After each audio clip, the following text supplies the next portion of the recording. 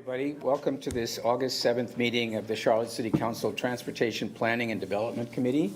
We're going to start with introductions, going around the room with you, sir. Jake Wonska. And please state your affiliation as well. Oh, I'm not affiliated. Okay, good. Captain Gurrush, as part of the Technical Coalition. All right. Steve Jisek, same. Paul DeFreya, same. Laura DeFreya, same. Jane Myers, Tree Charlotte. Jerica Tate, General Public. Nicholas Stover, City Planning. Mariah Wozniak, Planning. Back in that corner. Laura Harmon, Planning. Alan Goodwin, Planning. Elizabeth. Elizabeth Presidio, Cats. Okay, keep going. Buckhead Park Enforcement, I'm not affiliated. Tammy with Buckhead Parking Enforcement. Kerry Watts, Technical Coalition. Hao Yang, same coalition. Matt Robacher, Kuykendall Kelp Coalition. Henry Kunzig, Planning. Maureen Gillespie, Charlotte East. All right, let's go over there. Charlotte Transportation, Lane Alexander. Allison Craig, Planning Director. Ed McKinney, Charlotte Transportation. Brent Cagle, Interim CAT CEO. Yolanda Jones, Planning Staff. Liz Babson, Assistant City Manager. Marcus Jones, City Manager. Ed Driggs, Committee Chair. And Malcolm Graham. online, we have, who's online, please? Dante Anderson, District 1, Vice Chair. Malcolm Graham, District 2. Good, so we have a quorum. I'd like to welcome some of my constituents who are here to hear about the UDO. And we will follow this meeting with a short conversation with the planning director, so appreciate your presence here today. Two agenda items. We're going to get a update on CATS and then talk about the UDO. So for CATS, I will hand off to Mr. Cagle. Yes, good morning, everyone.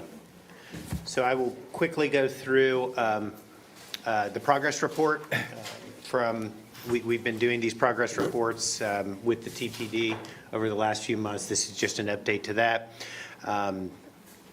So on our progress report, there are several items. The first item is the light rail incident, May 21st, 2022.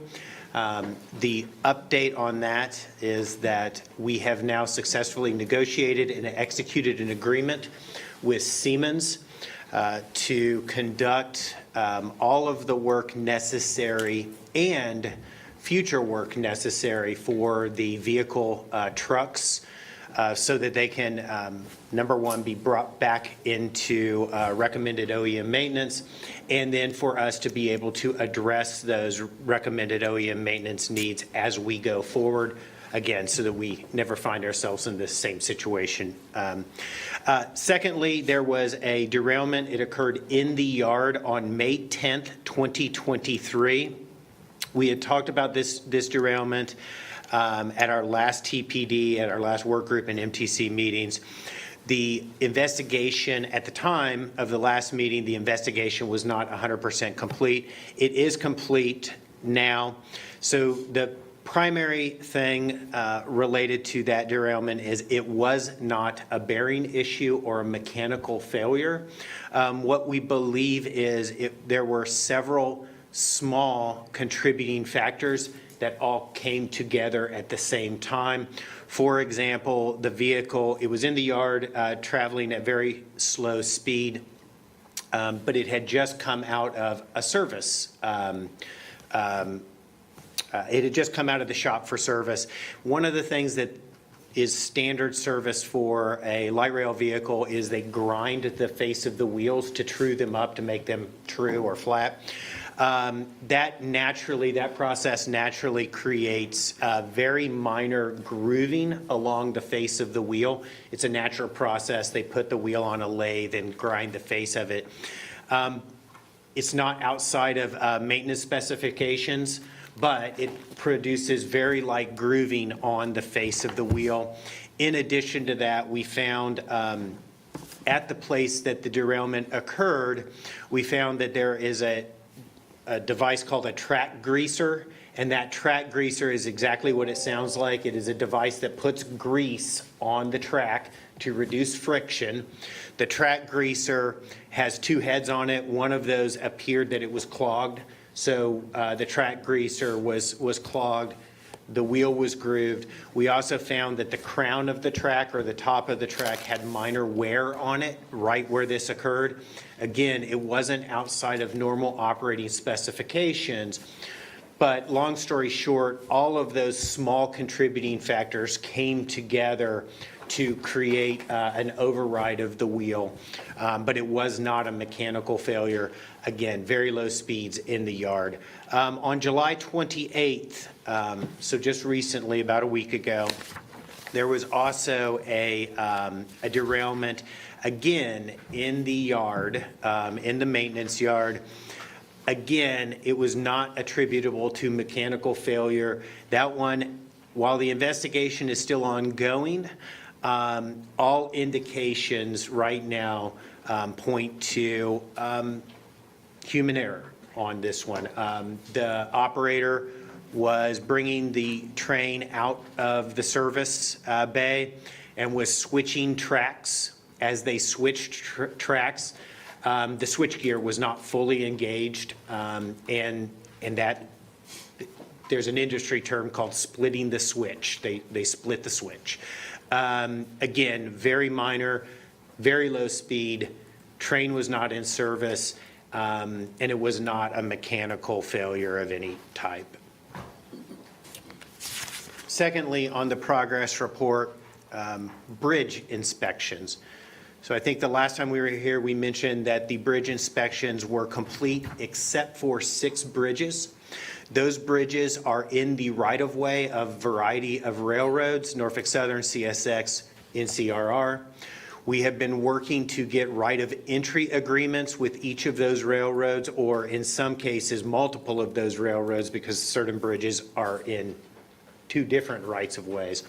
We have secured all of the right-of-entry agreements that we need, and we are working with the railroads to schedule the inspections. We will conduct all of the inspections together. It takes a specialty inspection crew to do those inspections. So we'll work with the railroads to find a safe time when the crews can come in and do those final inspections. Those inspections should be complete over the next 3 to 4 months as we work with the railroads to conduct the inspections. Thirdly, the Federal Transit Administration, we had talked about they are doing a special review of CATS. They have launched that. So there are 2 different components of their review. The first is what we call an FMO, or Financial Management Oversight Review. And the second area is Maintenance and State of Good Repair Review. The FTA has secured the contractor to do the FMO part of the review. The audit or review had a kickoff meeting on July 19th. So that FMO review is underway, and the reviewer or audit firm is conducting initial interviews and document gathering as we speak. Once they complete with that, they will then do their analysis, and we would expect to have a draft report over the next 2 to 3 months as they do their work. The maintenance review, the FTA is still in procurement, and they have assured us that they are very close to choosing a contractor, and as soon as that is done, the review will be conducted logistically in the same way as the FMO. They'll select the contractor, they'll set an opening meeting, and we'll progress with about a 2 to 3 month interview and evaluation period leading to a draft report. As soon as the FTA has a contractor in place, we will let the committee and MTC and others know, but they are still working through their procurement. NCDOT, over the last few months, it seems like we've come before TPD and the MTC to inform you of different letters that we've received or feedback that we've received from NCDOT. I will say that since the last time, the NCDOT has conducted 2 inspections. The first was on at-grade crossings of the Blue Line. They did some random inspections of at-grade crossings. They identified some minor items that we needed to resolve. We have done that. The minor items were things like there were some junction boxes that should have had locks on them, and over the course of period that those locks had been removed and not replaced. Important for us to do, so we've replaced those locks. They also noted things like the crossing lights, the flashing lights that go on and off. They were, the lenses had some dust on them. They needed to be cleaned. So we've cleaned those lenses. Again, all important things for us to keep in mind as we're conducting routine, regular maintenance, but minor items. And then the second, they conducted an inspection last Thursday. Again, an unannounced inspection. They were doing a follow-up looking at the status of our work orders in our work order tracking system. They have provided us no feedback other than verbal, but basically no findings or no material findings in that review. On the progress report, we also have finance as an item. We are closing out last fiscal year. We don't have actual, final results yet, but as we do, we'll provide you with more information. It's safe to say that this year or last year, like previous years, revenues, at the end of the day, revenues will have exceeded expenditures, and we would expect some amount of unspent revenues to go back into our fund balance or into the CATS fund, again, for future use of CATS for needed capital or other, expenditures. And then staffing. A few things on staffing. I think I mentioned that Gary Lee was our interim rail operations general manager. At the last meeting, I am happy to announce at this meeting that Gary Lee is our permanent rail operations general manager. Gary's been doing a great job, and he brings decades of experience with him. We're really excited that he was willing to take on the general manager position on a full-time permanent basis. And then secondly, on staffing, we have talked about vacancies. We have made some aggressive changes to our pay structure, really across the board in our field units. Everything from 5 to 15% pay increases to their base rates of pay. We did that in June. So we're seeing anecdotal signs, right? 2 months doesn't create trends, but we are seeing some very positive signs, both in our attrition rate, how well we're retaining existing employees, and in our new hire and recruitment rate, how many new hires are we being able to bring in and put into training. Both of those numbers look positive. We still struggle with vacancies, but we see the trend changing for the better, so that we can properly staff across the board in our field units, whether it be rail or bus side of the house. That's the conclusion of my report. Thank you, Mr. Cagle. So in case anybody is watching this meeting and doesn't know, what we're talking about here is the remediation of issues that came up in CATS over the last few months. There was coverage of some problems. We have had management changes, and we're working very aggressively to deal with some other things that came to light. And as always, Mr. Cagle, thank you for your credibility and leadership in getting that train back on the rails. Sorry. What about the bus contract? Would you like to tell us about that? I apologize, sir. I should have added that in. So the bus contract, we all know, I think we all know, but as a reminder, because of state law and other factors, our bus operators and mechanics, bus mechanics, generally speaking, are not generally speaking, they are not City of Charlotte employees. There's a reason for that around state law and federal law.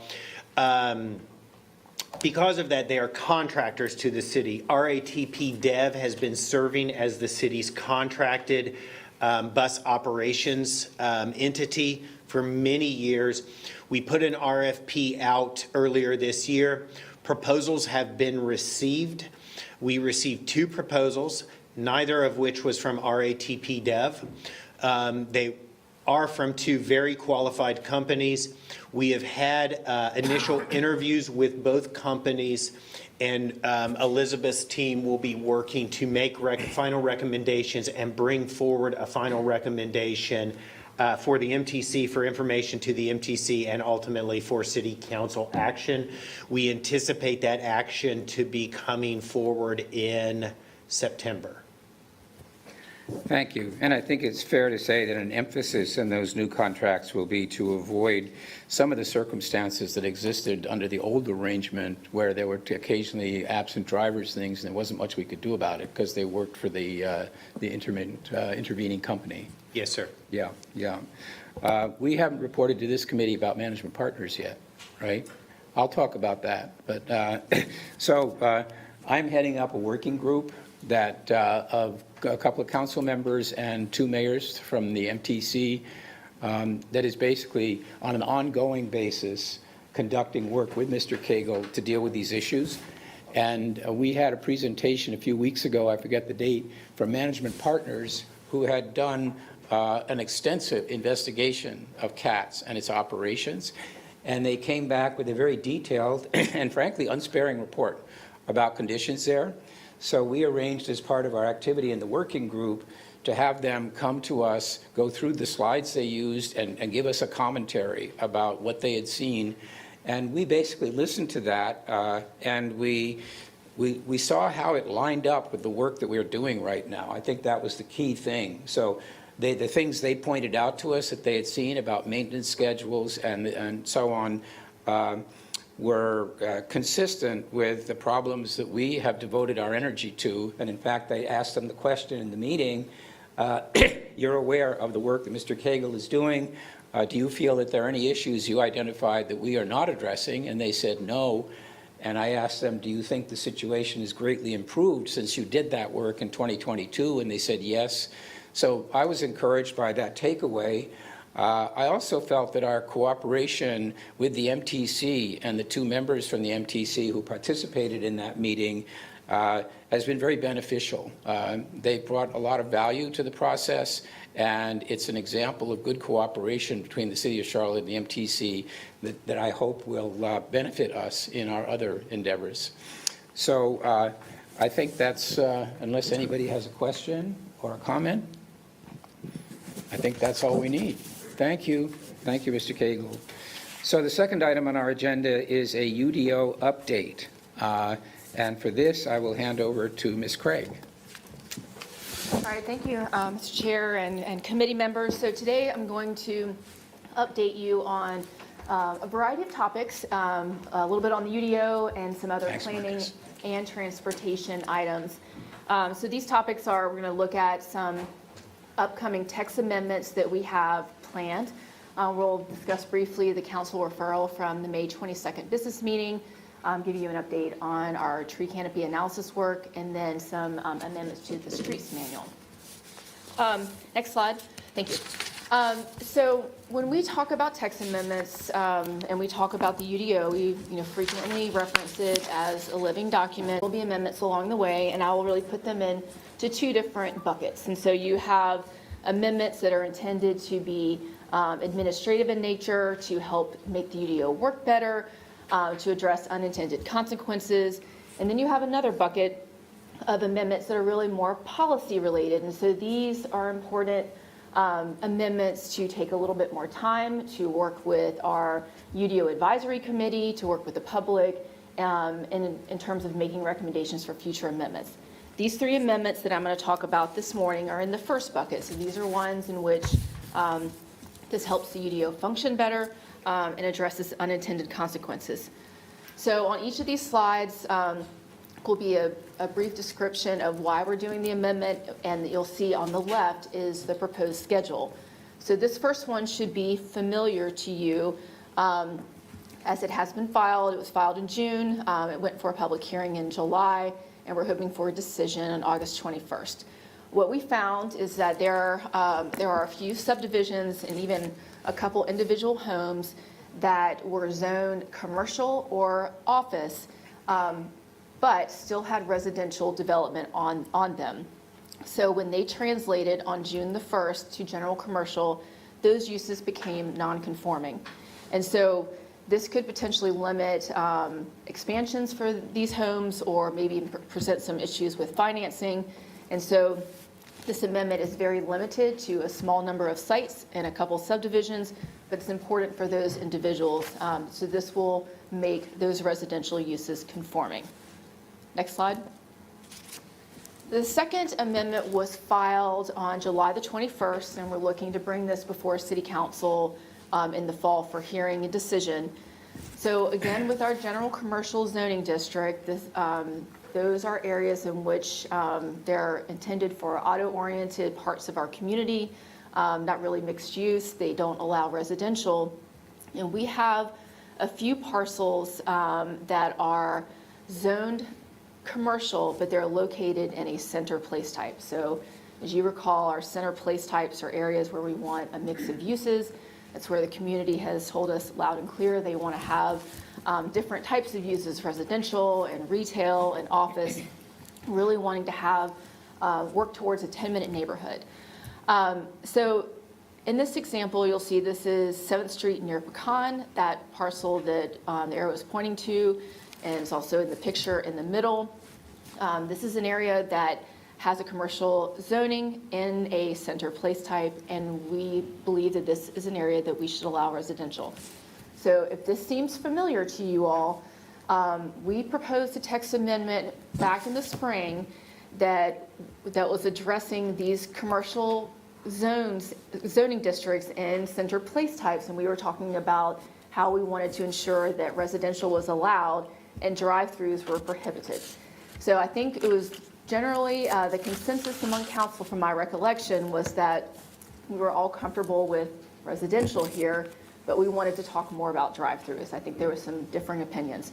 So we've taken the drive-through out of this amendment, and we'll talk about that at a later date. So this is just allowing residential uses in our centers, and that's really what the purpose of this amendment. And I think you'll see probably a lot of support for this when we get this one to public hearing. Next slide. So this one has not been filed yet. This is something we've been working on for a little while. It's addressing two different things as it relates to our campus zoning district. First, we heard pretty quickly that the table of uses for our campus zoning districts was confusing. And so we've been working on making changes there to clarify what's allowed in those particular zoning districts. But what we also found, which is why it's just now coming before you today, is that we're finding we're missing a zoning district. So not all offices are part of a campus or an institution. So you can think about part of a larger campus type or institution. And so I think that zoning district would be more appropriate. So that's really all this amendment is clarifying a table of uses and creating a new district where we believe we need it. Next slide. So the next item is a quick update on the referral from the May 27th. Ms. Craig, I want to pause for a moment to see if there are any questions on that from a committee member. If not, on the, well, for one, are these going to come back to the full council for approval, or are these something that are within the administrative? No, these are all, they all have a public hearing and they all have a council decision. All right, so we will also then see the actual text with the edits, Yes. right? Know exactly what's in there. On multifamily uses in CG and CR, is there anything that defines how much of that there could be? I mean, could you have a CG or a CR district that was entirely multifamily? So, good question. It potentially could be. So, I mean, it's allowed use. Someone could develop it according to the uses that are allowed in the use table, but they would still have to comply with the overall zoning height and dimensional standards of that particular zoning district that's there. Right, but is that an outcome that we would want? I mean, aren't you really more concerned with allowing the inclusion of some residential in what is fundamentally a CG or a CR? I think the important thing is to allow the market the ability to put residential where we are trying to identify a mix of uses. And so It could be developed all residential, but I think the overall center is intended to have a mix of different types of development. Right, I'm just imagining something that ought to be a residential place type coming out of this. So just something to think about. Maybe we need to be a little clearer about what we intend with that. Okay, sure. Okay, on to the next one. Okay, next slide. So in the May 22nd business meeting, there was a council action for referral to recommend different alternatives for potential changes to the UDO for allowing duplexes and triplexes in larger projects developing by right in residential subdivisions. Next slide. So when we brought this before committee last meeting, what we talked about is that one of the proposals that we were considering was when people could do all single-family subdivisions, but once you introduce duplexes and triplexes, that there would need to be a mix of uses. And so this, really speaks to some of the visions and the priorities in the comprehensive plan about having a diversity of housing types within neighborhoods. And so what we're considering right now is when duplexes and triplexes are proposed, 70% of those could be those types of units, but 30% would be required to be single-family units with those located along edges or perimeter where you're adjacent to neighborhood one. So you're really trying to put similar types of development next to one another and then allowing for different product types within the overall development. Next slide. What we are still working on right now is where does this apply? And so we're looking at the size of sites, or is it a number of structures per site, a number of parcels? Is there some type of locational criteria? What type of conditions are adjacent to that? And that is where we're still evaluating and looking at data and evaluating sites. Next slide.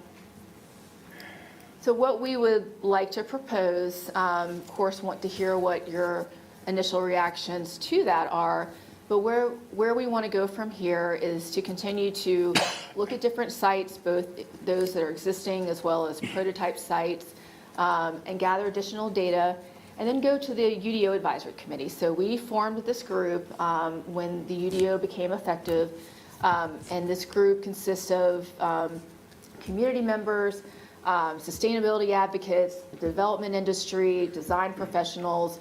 We've got people from NEST and EDC.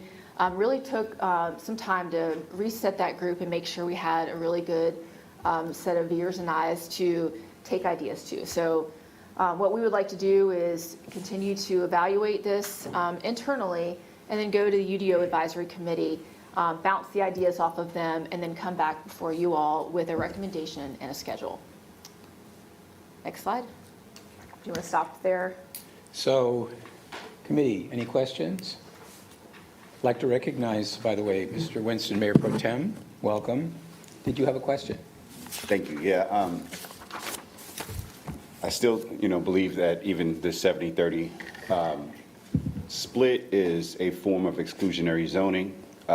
It's a arbitrary and capricious government regulation, that limits the market's ability to respond to the demand of consumers and the need. I wonder. I don't know why we would do that.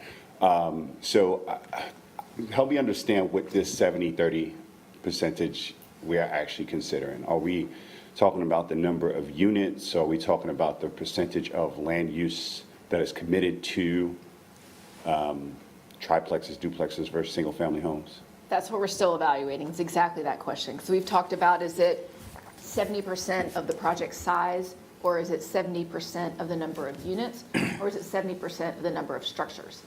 And so that's what we want to take a little bit more time to evaluate the outcomes of that and see what would be the best proposal. I do believe very strongly in housing options. I mean, I think about my mom, and she lives in a neighborhood that she's lived in her entire, married life. And at some point, I think she'd probably want to move into something that's smaller, but there's nothing else in her community right there to move into, so she would have to leave. And so we want to have different types of housing for just different situations, different family units, different times in your life. And so having a mix here, I think, does allow for that opportunity. And is that the right number, 70-30? That's, again, we need to take some more time to make sure that we are getting the outcomes that we aspire to and making sure that we're having housing choices. So I can see, personally, I can see where the percentage of land use might make more sense than the number of units. Because what if, for instance, it's a number of units and there's a developer is going to develop 100 units, and they're going to develop it in phases, and 70% of those are duplexes and triplexes, and as they go on through time, the second phase doesn't pan out, right? You would imagine that there's a regulation, there has to be some type of punitive some type of punitive action that is taken if somebody doesn't comply, right? So if those 30% of single-family homes, for instance, doesn't pan out in the future, would we be punitively holding the developer accountable because their project all of a sudden didn't pan out? What would we be looking at in that kind of a situation? So, I mean, when we've had requirements like that in, say, conditional zoning, sometimes there's only a certain number of COs you can get before something's triggered. So it might be that they have to do X amount before they can get the other COs. I mean, those are all the things that we need to talk through internally with staff to make sure that we're addressing that question like that. So there is a place where somebody could build the first phase and not be able to move on the second phase where they wouldn't get the COs for the existing buildings?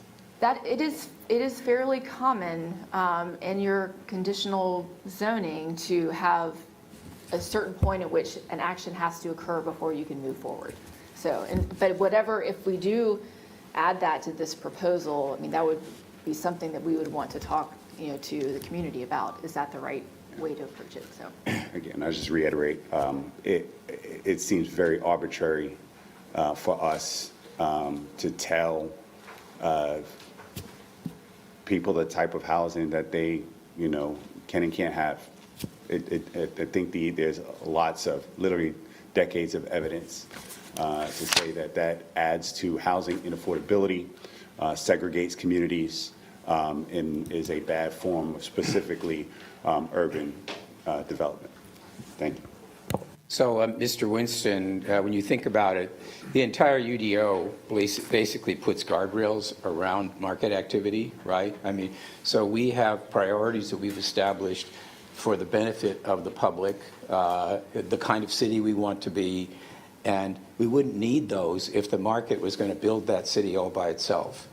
So the whole regulation process is a kind of ongoing tension between market forces and us trying to avoid things that we don't think are appropriate, go to Houston. So I would say, for one, right now what we're talking about is whether or not this process that Ms. Allison has proposed makes sense. I believe it does. We will have the opportunity then to look at what comes out of it. And the other point I would make is I think we need to decide what to do, like what we want to do, and then we need to think about enforcement. So you're right, we do not want a situation in which something happens that we didn't intend to allow, but let's figure out what we want and then figure out how to make sure that we don't get something else instead. So Can I follow up one second? Yes, go ahead. I think we have a lot of evidence that the regulations that we have with exclusionary zone land use districts, again, creates problems that we are now trying to solve, right? There's a lot of developable land out there that has these zonings, but it doesn't allow for the types of development that people want or that people can afford. So exclusionary zoning is the problem that we're trying to solve for.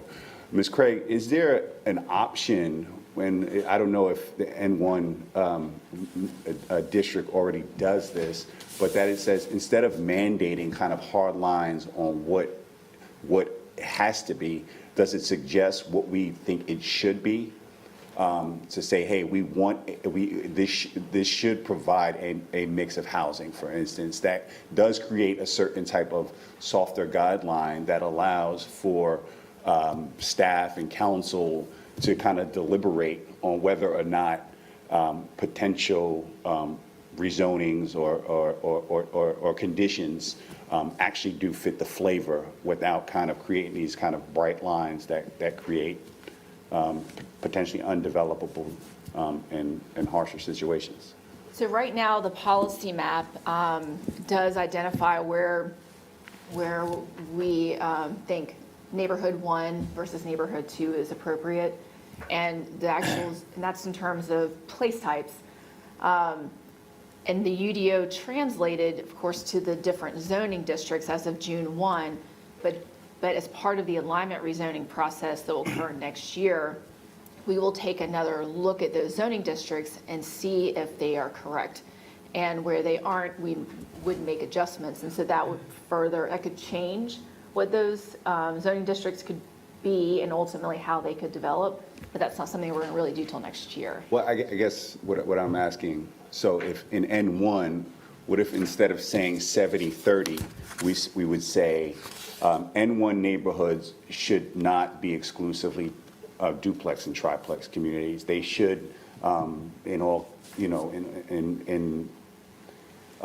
try to include single families, homes, so that there is this kind of guideline of what the neighbors want and everything like that, but still gives a kind of way for us to deliberate, hey, where does all duplex, triplex, quadplex neighborhood fit versus where doesn't it? Does that make sense? Yeah, I mean, I think right now within the different zoning districts, again, there's a table of uses, and it's, all of those uses are allowed in all the districts. If you would modify that to require a mix, or to maybe take one of those, like take single family out, I mean, that's something I'd have to go back and talk to staff about. But we're considering requiring a mix. Right. And that would be, and we're still deciding which zoning districts would that occur in. So is it just N1A, or is it N1A, B, and C? I mean, like you're saying, you have a lot of questions, as do staff, about making a change like this. I mean, we heard from the community about the importance of housing options. And so that's why I think it's important to take some time to talk through this and to really look at sites before coming back with a recommendation, which is why we don't have one to provide to the committee today, because I think it's really important to think through this, like you're saying. So, Mr. Winston, I hope you appreciate the irony of you arguing the merits of free enterprise and me pointing out why it's necessary. What I will say, though, is the way I look at this, our job in this situation is to reconcile different interests. So the landowner has an interest. They have rights. And at the same time, the unfettered exercise of those rights can create external diseconomies, right? You're an economist, okay? So we need to look at the bigger picture, and we need to make sure that there's some kind of harmony between the various forces that affect what happens in a certain place. So I look at it that way. It's not so much that we are, imposing these boundaries. We have reasons for trying to avoid certain outcomes. And the example I'll mention to you was the petition that originally came in on the Gillespie property in my district, 1,100 apartments right in the middle of a huge area of single-family homes on roads that are already crowded and so on. And it was just way off the mark. I don't trust entirely that developers or landowners are going to adhere to guidance from us. I think we may provide guidance, but at some point we also have to set limits. We have to be clearer about what happens. We have to use the authority that we have in the zoning process judiciously, but recognizing that we are trying to get an outcome that is the most beneficial to the landowner and the least objectionable, if possible. But you remember the whole community benefit agreements conversation, and that was another instance of where we had to think about what authority do we have to impose things, or anyway, we can talk some more. We will talk some more, because all we've heard right now is that this is going to get processed further through, I believe, a good and very thorough interaction with stakeholders, and then we will be able to look at what comes back from that and discuss it. Okay, if there's nothing else from committee, then let's go on. Okay. The next item is to give you a quick update on our tree canopy analysis. So next slide.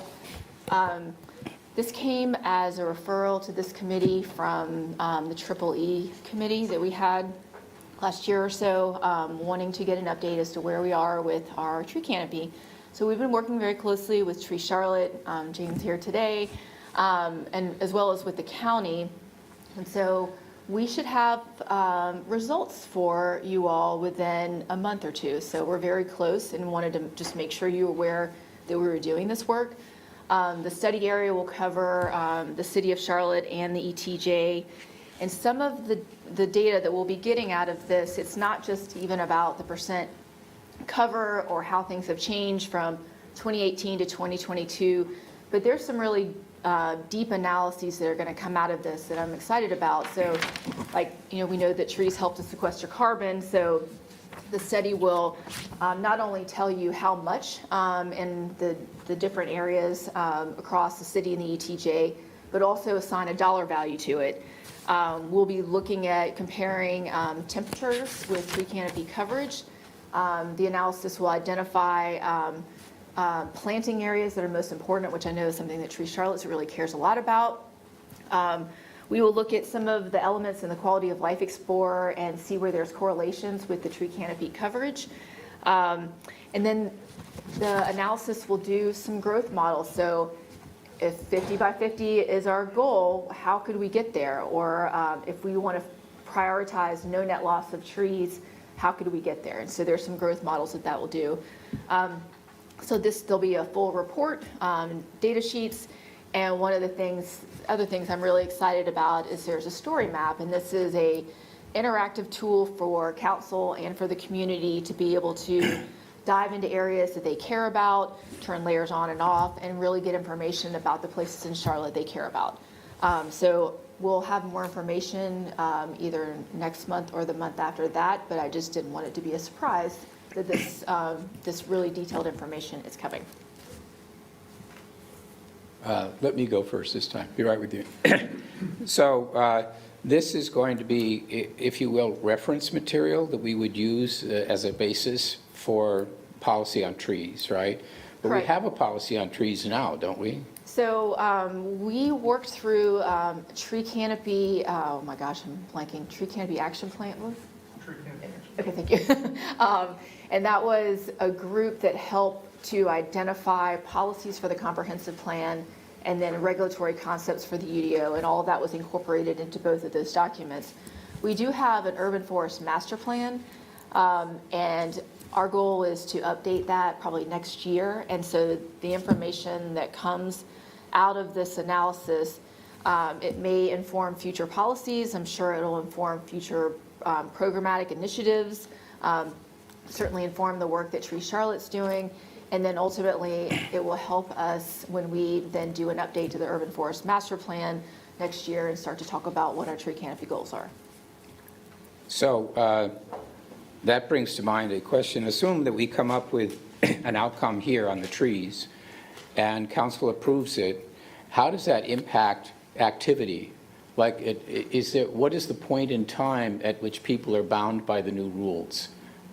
So this is data, and so I'll channel my inner Rebecca Hefner, and I love data. I think data is helpful in making informed and analytical and non-emotional decisions about trees, and I think we all feel very passionate about Charlotte's tree canopy. And so if there are rules that come from this, it'll be in the form of updates to the UDO that would come before the community and come before council for council action. So this is really just the information and the data that helps us determine what to do next to either enhance or further protect. No, I understand that, but what I'm saying is, going back to the prior one too, the study on the N1 place type. So we look at it, you come back with a recommendation, council adopts the recommendation, it then is incorporated. If somebody is developing something by right, and they're in the process of working on it, at what point in time do the new rules become binding on activity out there? So once you've submitted an application and you're already underway, you're bound by the rules that were in place when you submitted a full application. So we All don't right. change the rules on you midstream. Okay, so you're grandfathered, as it were, Usually. and the application is the thing. A complete Now, application. if it's- There's a couple of nuances to that, and I think we talked about that a little bit with UDO adoption and the effective date, that I think like a sketch plan doesn't count as a submittal, there's a couple nuances to that, but generally a full application, you are bound by the rules that you submitted under. And that is the application that's submitted to the city for plan review. Correct. Right? There's no rezoning about that. You just submit your plan that you want to do pursuant to the by right zoning that you have. Correct.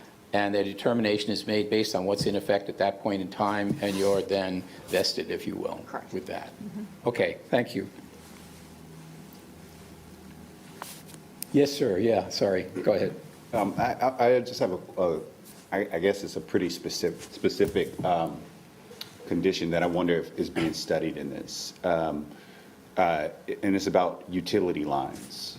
Are we looking at, utility lines themselves are probably canopy height, but they provide the opposite effect. They don't have any type of canopy cover to it, and we have these lined all over our city.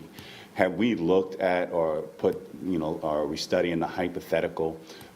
What if we were able to bury those lines and replace those poles with trees that could grow into canopy height, and what the kind of longitudinal effect could be on our canopy if that was to occur?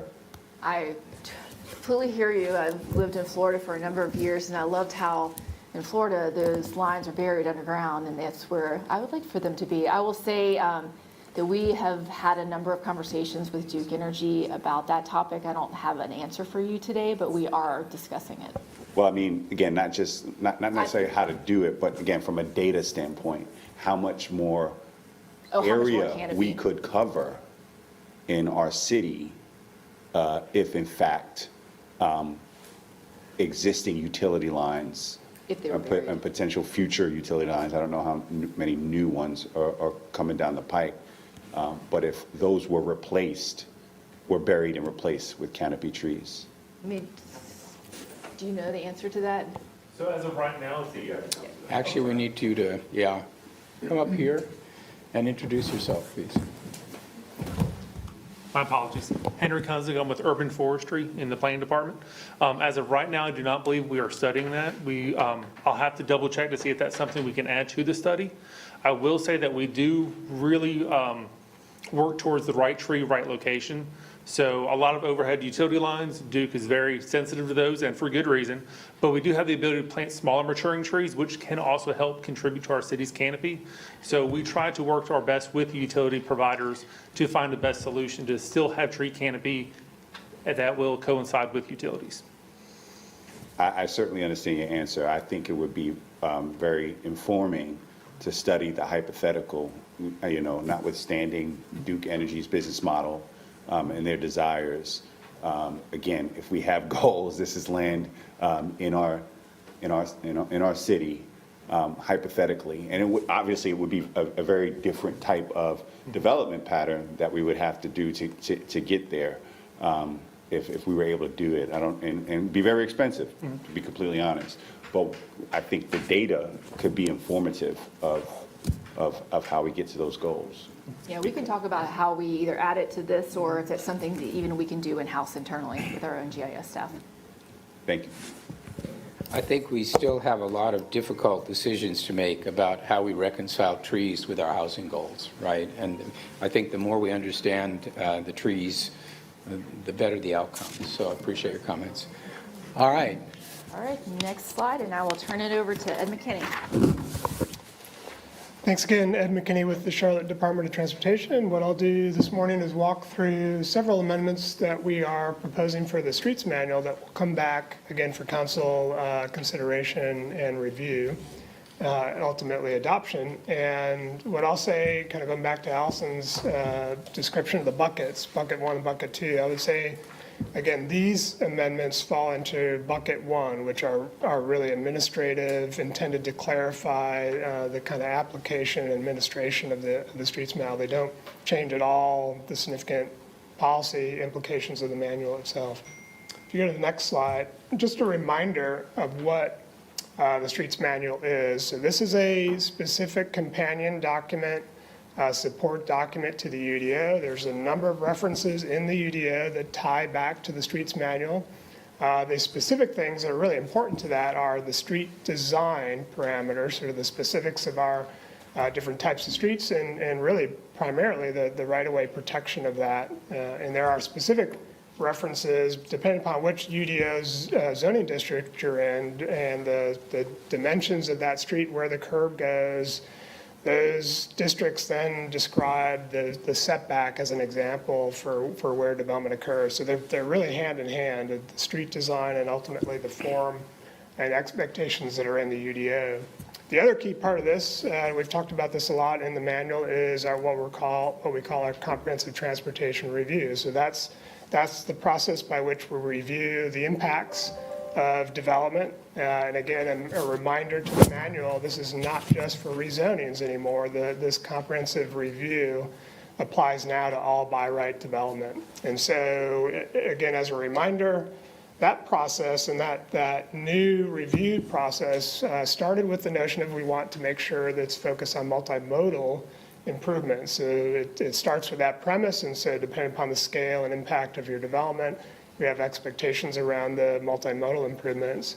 And then, again, a topic for council has always been around traffic impact studies, and so that's still a part of that review process. And in fact, during that adoption process, we've actually modified and reduced some of the thresholds, which has been a topic certainly for council. So again, all of that is a reminder to why the manual is important, its connection to the UDO. Again, not changing any of those specifics. I'll walk you through the amendments. And again, as a reminder, just like the UDO, this manual became effective on June 1 of this year, so we're beginning to apply this manual to development as it's coming in today.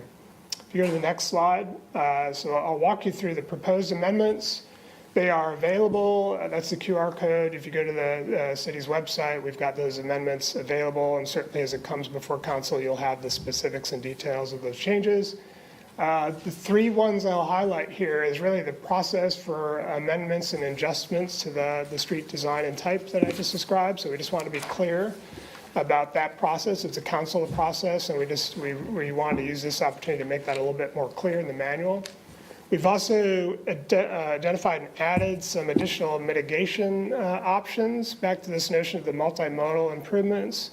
As we were looking at the manual, we realized that there were some opportunities we could clarify and actually provide more options. And so again, that's an important part of ensuring that we are allowing and finding lots of ways for development to invest in and improve the transportation conditions around their projects.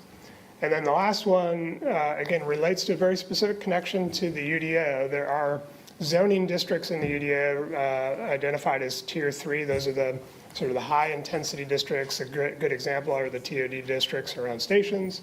There's a provision in there for the opportunity to reduce or eliminate parking, and what the manual now does is make clear the study process that would happen specifically to considering those changes. So we clarified that in the manual. So to get those provisions, there's a process and an analysis that would occur, and we've described that in more detail now in the manual.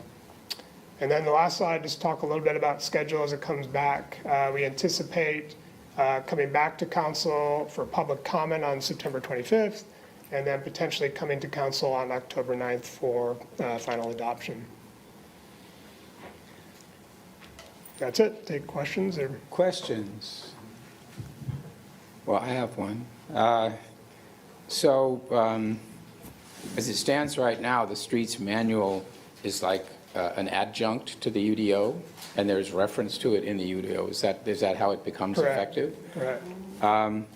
One thing I think that's a major concern to people is traffic and what kind of change we can expect in terms of how we analyze traffic from what we've done.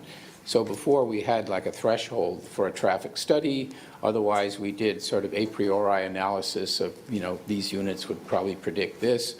The comprehensive transportation review is applicable, is there a threshold above which, I think, remember it was 1,500, is that right? Or Correct. So couple things, again, back to the intentional word of comprehensive in that review process. We very specifically added and were really intentional about the multimodal parts of that. So there's thresholds depending upon the scale of your development where if you may recall, and certainly we could talk more about this in detail, depending upon the scale of your development, there's specific points that are associated with that.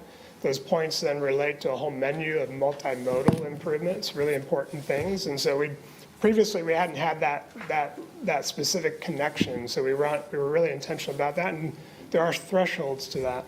There are also thresholds specific to traffic, vehicular impacts. And as you mentioned, we have adjusted and reduced those thresholds. We ended up creating sort of two categories, a more urban set of categories, and we tied a series of the more intense UDO districts for those more urban categories, and then we created what I would describe as a more suburban set of UDO zoning districts. And so we have two thresholds depending upon the type of zoning district you're in. They all reduce. Today we have a 2,500 trip threshold for development. We reduced those in both cases. So in the urban one, the threshold is 2,000, and in the suburban condition, we reduced that to 1,500. And again, the philosophy behind that, as you might imagine, in the urban places, we really want to focus on the multimodal investment. And in many cases in the urban places, there really aren't logical, reasonable traffic, vehicular kinds of investments that you would make.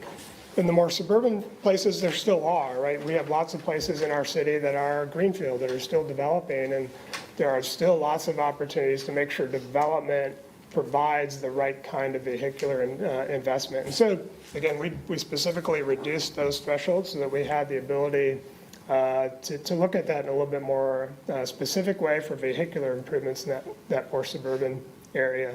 And then, again, I'll just reemphasize that this review now applies to by right. So as what happened in June 1, the zoning that then translated from the UDO, there are lots of places in Charlotte, right, that are now translated to a UDO district that potentially don't go through a rezoning. And so these guidelines apply to that development as it comes in. And the scale of development is part of the submittal process.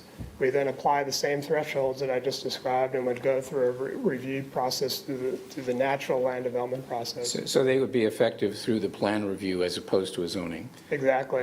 I will just mention in general, you've seen in our council meetings, this issue of congestion keeps coming up.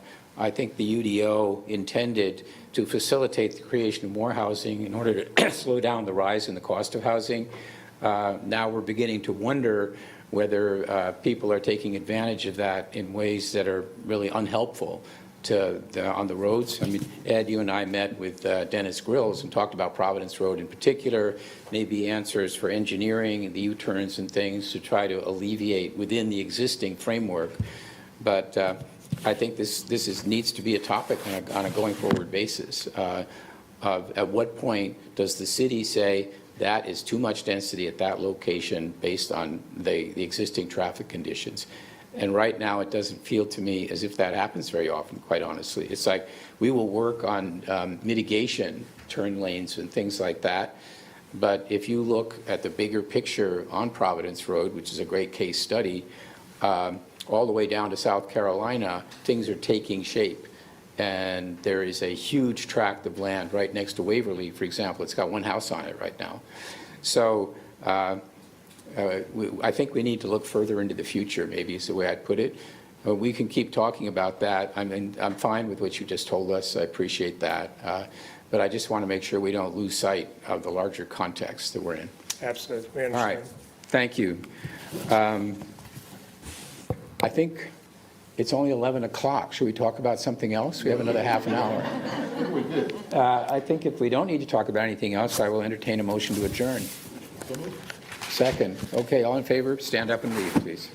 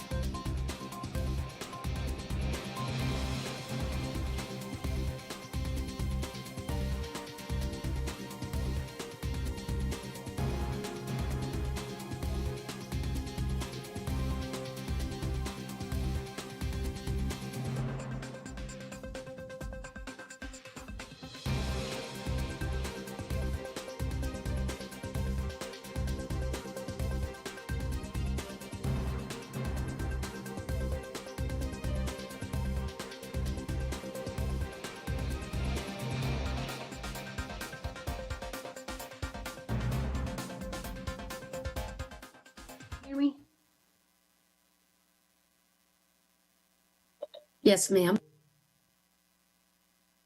Thank you, Wendy. Let me know when we can get started. It looks like we do have a quorum. We can now, Ms. Chair. Thank you. Good afternoon, everyone. Hope you all had a good weekend. It's 6 minutes over 12, so let's go ahead and start with introduction. I'll go first. Dimple Ajmera, the chair of the Budget, Governance, and Intergovernmental Committee. Committee members? Dante Anderson, District 1. Tar Picard, committee member. Okay, staff members? Craig McSwain, Assistant City Clerk for Boards and Commissions. Billy Tons, Deputy City Clerk. Dana Fenton with the City Manager's Office. Ryan Bergman, Budget Director. Bree Harris, Strategy and Budget. Jalil, Strategy and Budget.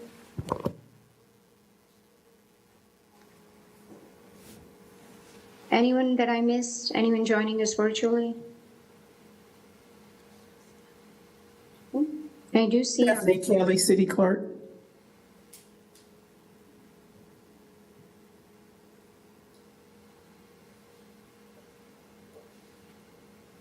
Okay, anyone else online?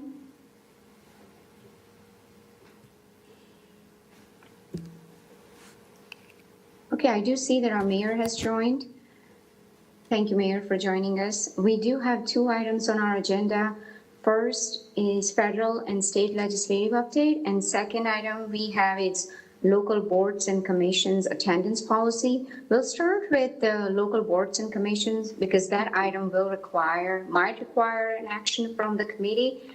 And I do have a hard stop at 12:45 to pick up my daughter from her preschool. So I'll start with number 2, if committee members are okay with that. Okay. All right, so let's, Mr. Bergman, if you could just walk us through number 2, attendance policy for our local boards and commissions. Yeah, sure. So last committee meeting, which was in June, we talked about the attendance policy. Kirk and Billy and Stephanie presented a PowerPoint. There was some action taken at the committee. So what this meeting is about, or this item is about, is we're going to have Kirk and Billy back to walk us through what it actually will look like in the policy. Just kind of a head nod, ideally, which will lead into the August 28th RCA for council. As a reminder, we did already report this out back in June at the evening after the committees. So with that, if that's okay, Madam Chair, I'll turn it over to Kirk. All right, thank you, Ryan. Yes, I'm Kirk McSwain. So yes, at the previous meeting, we committee approved certain recommendations that up to 3 excused absences per calendar year, and those would be for illness or medical-related absences, funerals and/or bereavement, the birth of adoption of the board member's child for 90 days after the birth or adoption, and for military service. And these requests for excused absences would have to be formally made in writing within 1 week of the absence. And then slight revision from last time is that we are asking that allowance for excused absences should not apply to boards that serve in a quasi-judicial function or are engaged in final decision-making. It's because these boards are a bit smaller and meet more infrequently, and their functions are essential to the operations of the city. And then a second change would be that the subcommittees would be stricken for consideration for attendance. That's because these are a bit more ad hoc and irregular. And Murray, we can see your screen here. We can see your chat.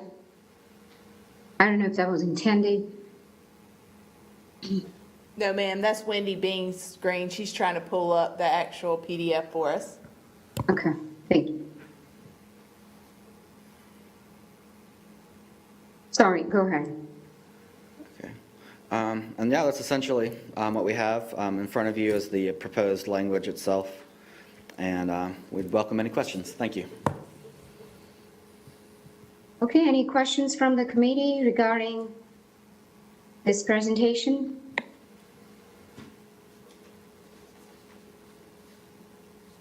Looks like we are ready to go. I don't see any questions, any hands raised. If not, can I have a motion to accept staff's recommendations so that this will be on council's agenda on August 28th? So moved. Second? All right, all in favor? Please say yes. Any nays? Okay, all right, so this will move on to our August 28th agenda. This was pretty simple. All right, next item, we have our federal and state legislative agenda update. Mr. Fenton, thank you so much for keeping us updated to your weekly update emails. We certainly appreciate that. Floor is all yours. Thank you, Madam Chair and members of the committee. I'm very pleased to be here today. We'll be reviewing today the 2023 sessions of both the U.S. Congress and General Assembly, and I'll start off with a few words at the next slide, and then we'll finish with the traditional next steps in calendar. Next slide, please. We have reached the second half of 2023. Actually, we're a month into it. We still have about 5 more months of slogging to go through the U.S. Congress, and then there's a lot of work that the North Carolina General Assembly has left over right now. But so far, we've been successful with several of our federal and state objectives, and others are progressing. Of course, there's a few that have fallen by the wayside, but that's normally to be expected. In the meantime, the city's federal and state lobbying teams will continue implementing the 23 legislative agendas as those opportunities arise. Next slide. But I did want to say before we... Actually, no, never mind. I'm sorry. Let's stay with the slide. U.S. Congress update. Right now, the House and Senate are on their August recess. The Senate returns on September 5th, and the House returns a week later. They have some key legislation they need to get done here. The fiscal year 2024 budget. As y'all may recall, the federal government's budget expires at the end of September, and they have to have a new budget in place by then or a continuing resolution to keep operations going. And we'll be talking more about that in just a few minutes. There's also the reauthorization of the Federal Aviation Administration. This is a periodic update that Congress does. It updates the programs and policies that are in place and authorize spending levels. And this is an important one for our airport because they count on funding every year coming from the FAA. Even before the bipartisan infrastructure law went into effect, there was quite a bit of funding coming down from the federal government. And then one that they're working on, it's going to take a lot of time, is the National Defense Authorization Act. There isn't anything in here really of importance to the city per se, except of course national defense is a very important priority, of course. But this will take up a lot of time. You'll probably be hearing a lot about it as you read media articles. Next slide. Federal budget, let's talk about that for a slide here. We've got the Senate Appropriations Committee has reported all 12 of its appropriation bills on a bipartisan basis. Most of the bills went through unanimously. A few had 1 or 2 no votes, but everything seemed to be pretty smooth sailing through that committee. The House Appropriations Committee, on the other hand, they've reported out 10 of their 12 bills on a partisan basis. It's been split right down the middle between Democrats and Republicans for nearly all of those votes. And one of the reasons that the House Freedom Caucus is seeking spending reductions beyond the May spending limit agreement that was passed to deal with the debt limit for the country.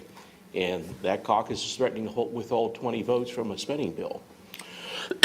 So that's bringing up some situations where you could have an extended process this year or even a government shutdown. Next slide. We also have some community project funding requests that are requested by the city that are, excuse me, that are in the House appropriations bills. You see those up there. I won't read those to you. Next slide, in terms of our priorities for the year. Again, I'd say we're making a lot of progress with what we have, and we've been able to get good things happening with Destination CLT and the corridor system plan, and also sustainability and resilience we're working on very diligently with departments. And pardon me. And then in terms of infrastructure, we've had quite a few of the grant proposals that have gone forward this year. And I apologize for the coughing. I've just gotten over a week of congestion.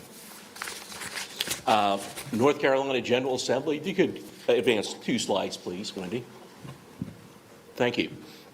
The General Assembly should be coming back to work next week. They are negotiating the state budget, and the Speaker and the President Pro Tem have announced agreement on the major tax issues. Thank you, Mr. Winston. Especially with tax policy and budget reserve issues. And that'll allow negotiations to continue on other parts of the budget. And the Speaker anticipates a budget vote in late August.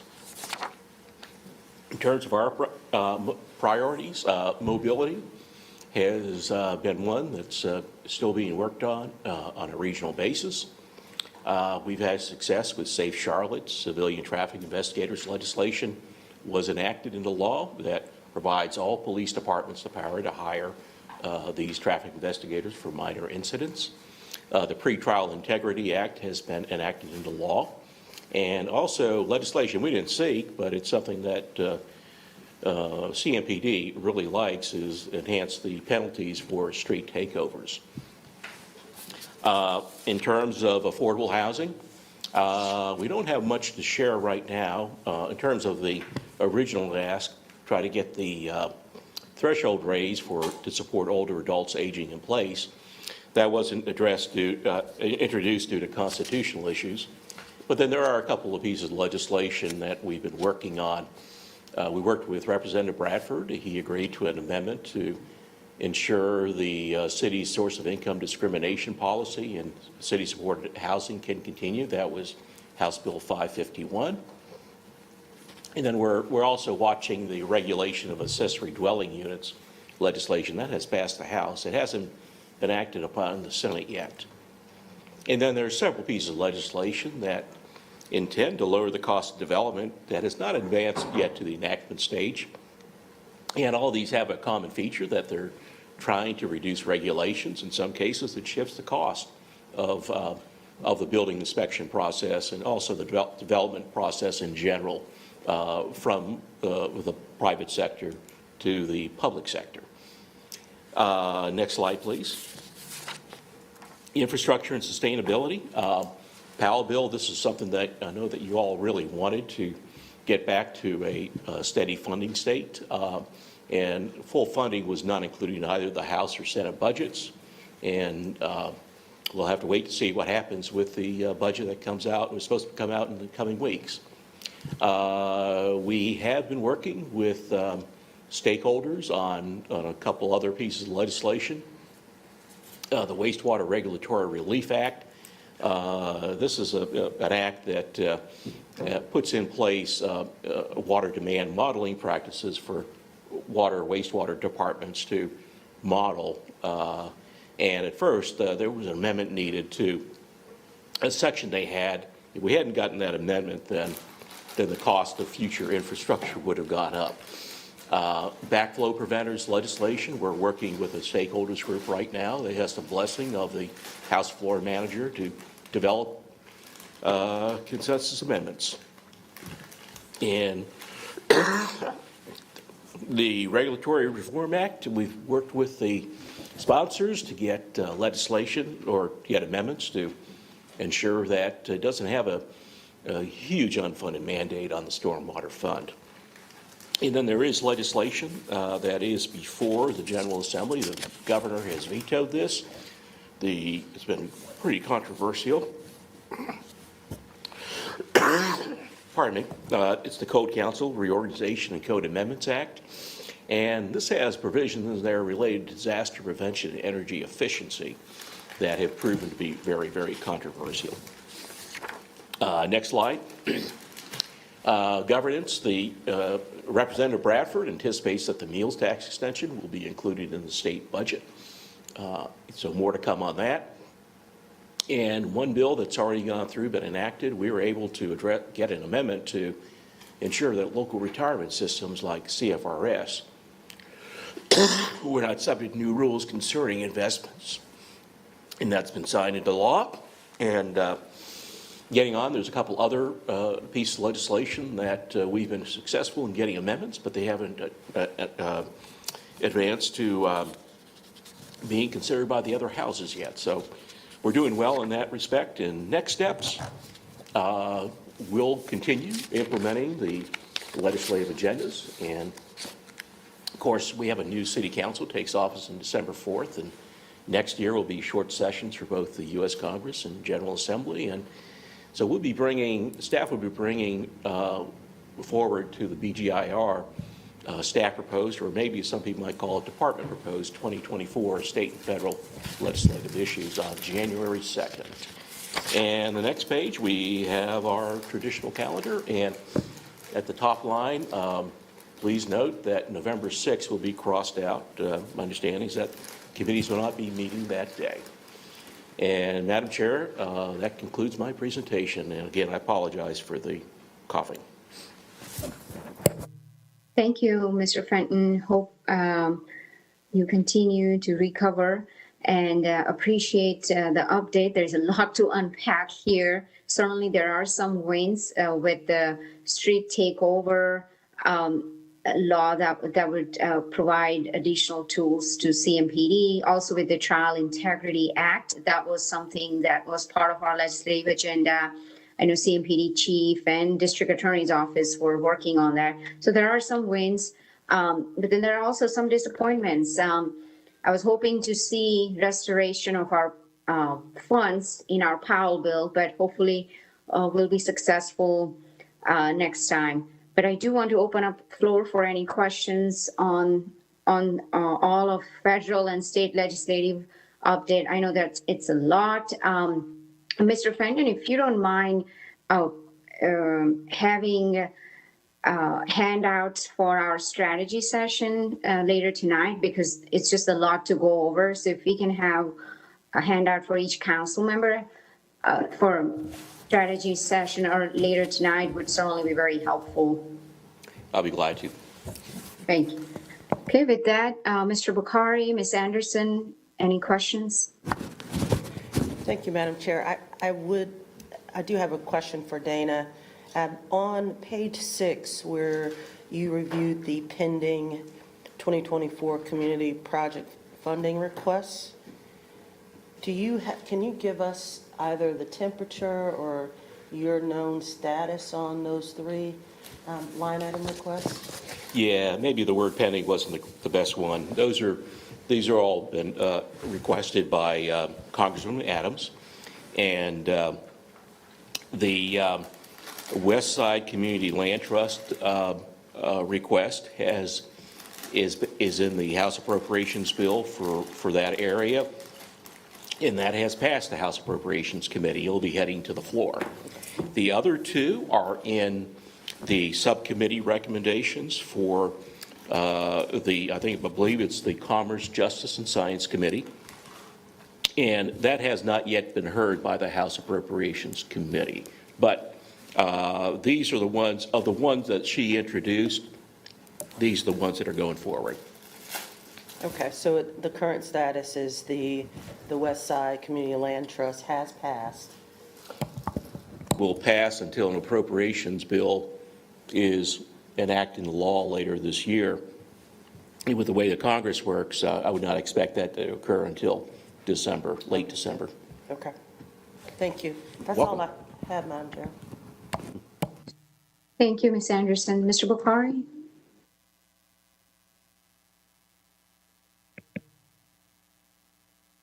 Okay, looks like we don't have any additional questions. If we don't have any additional questions in the room, this is all we have. Is that right, Mr. Bergman? Yep, that's correct. All right, wow, this is a record, 26 minutes and we are out. Okay, can I have a motion to adjourn, please? So moved, Madam Chair. All right. All right, all in favor, please log off, and I'll see you all later today. Thank you.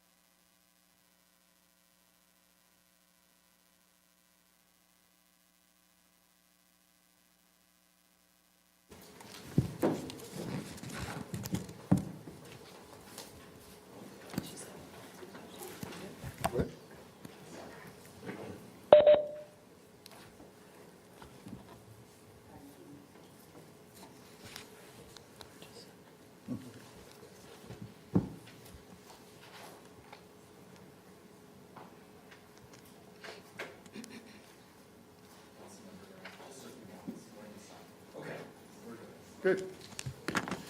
Good afternoon, everyone. My name is Malcolm Graham, a member of the Charlotte City Council and chairman of the City of Charlotte's Jobs and Economic Development Committee, and I'd like to call this meeting to order and to welcome all our guests and friends who are here with us today. We have a tight agenda, so we're going to go without introducing everyone in the room, just those who are at the dais and those who are visiting with us who have a speaking role on the agenda will introduce themselves so we could get through this agenda. In addition, we're going to amend the agenda slightly. We're going to take up the issue of Dixie-Berry Hill area infrastructure first, and then we're going to pivot to Eastland second, and then we're going to forward the higher presentation to our next committee meeting. But before we do that, let me take the opportunity to welcome one of the City of Charlotte's newest employee, Danielle Frazier, Special Assistant to the City Manager for Workforce Development. Danielle, will you take a bow and rise and be recognized, and welcome to the City of Charlotte. We want to make sure that we truly give you a great introduction, and so it would be a disservice to have you speak today.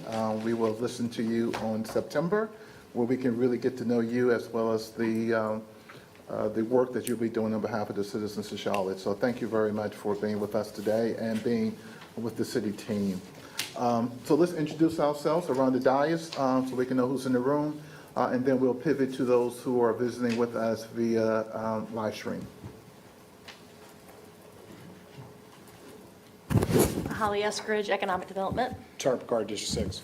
Braxton Winston, Mayor Pro Tem. Lilius Folks John, Economic Development. Tracy Dodson, City of Charlotte. And Malcolm Brown, Committee Chairman. Ed Driggs, Committee Member. Good afternoon, Marjorie Molina, District 5. Good afternoon, Dante Anderson, District 1. Okay, let's pivot to the committee members who are visiting with us via live stream.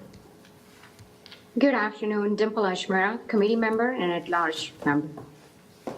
And I'd like to take the opportunity to welcome the Mayor of the City of Charlotte, the Honorable Viola House, to our meeting. Welcome, Madam Mayor. Thank you. And so staff members who are visiting with us virtually, if you can introduce yourself as well. Todd DeLong, Economic Development. Okay, so protocol being done, I think we're ready to get started. And like I said earlier, we're going to revise the schedule. You didn't say protocol being that. Yeah, we're going to start with Dixie-Berry Hill area infrastructure update. Madam Assistant City Manager, floor is yours. Great, thank you, Councilmember Graham. We wanted to give you an update on Dixie-Berry Hill. There has been quite a bit of discussion recently about the opportunity to bring a tennis tournament to Charlotte. A component of that, as I've always told council, was also to continue some of the infrastructure out in what we call the River District area, but really want to remind everybody this started before the River District as a city priority. If we can go to the next slide.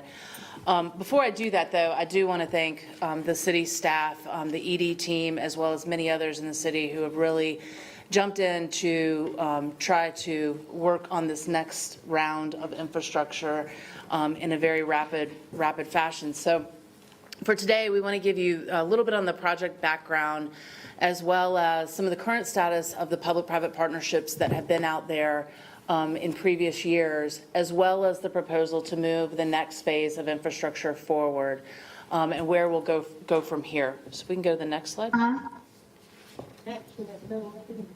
Yes. What do you want to do there? Madam Mayor, if you can mute yourself for us, please. What now? Madam Mayor? Hold on. Could you mute for us so we can make sure no state secrets are given away?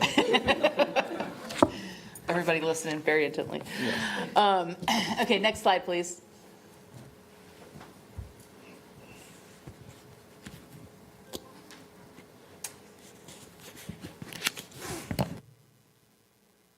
Wendy, can we get to the next slide?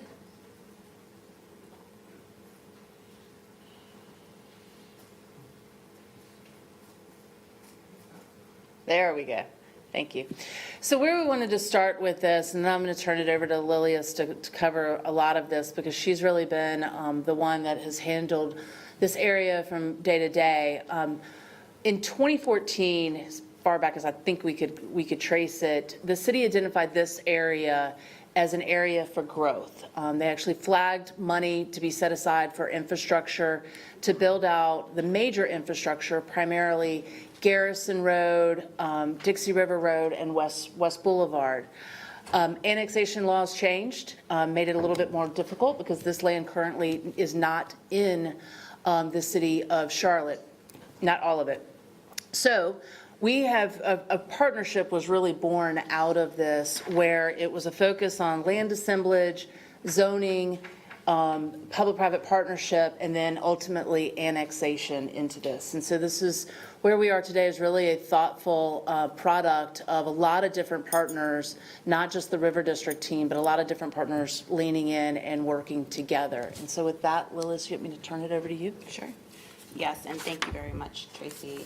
So as we look here, we see that we started with 1,300 acres back in 2016. We've had additional partners come to the table, so there are currently about 1,800 acres of land that are out here being developed.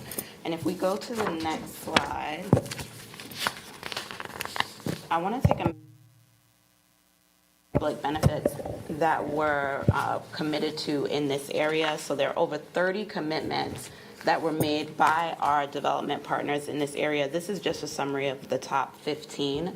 Currently, we are discussing, we're in the process right now of completing a purchase and sale for land for the fire department, which came through council in March of 2023. We also have 551 acres of open space that'll be committed in this area and a significant tree save. Let's go to the next slide, please. I think, too, it's important to note that those commitments were specific solely to the Crescent team and that 1,300 acres, but you'll hear about partnerships that go even beyond that. Correct.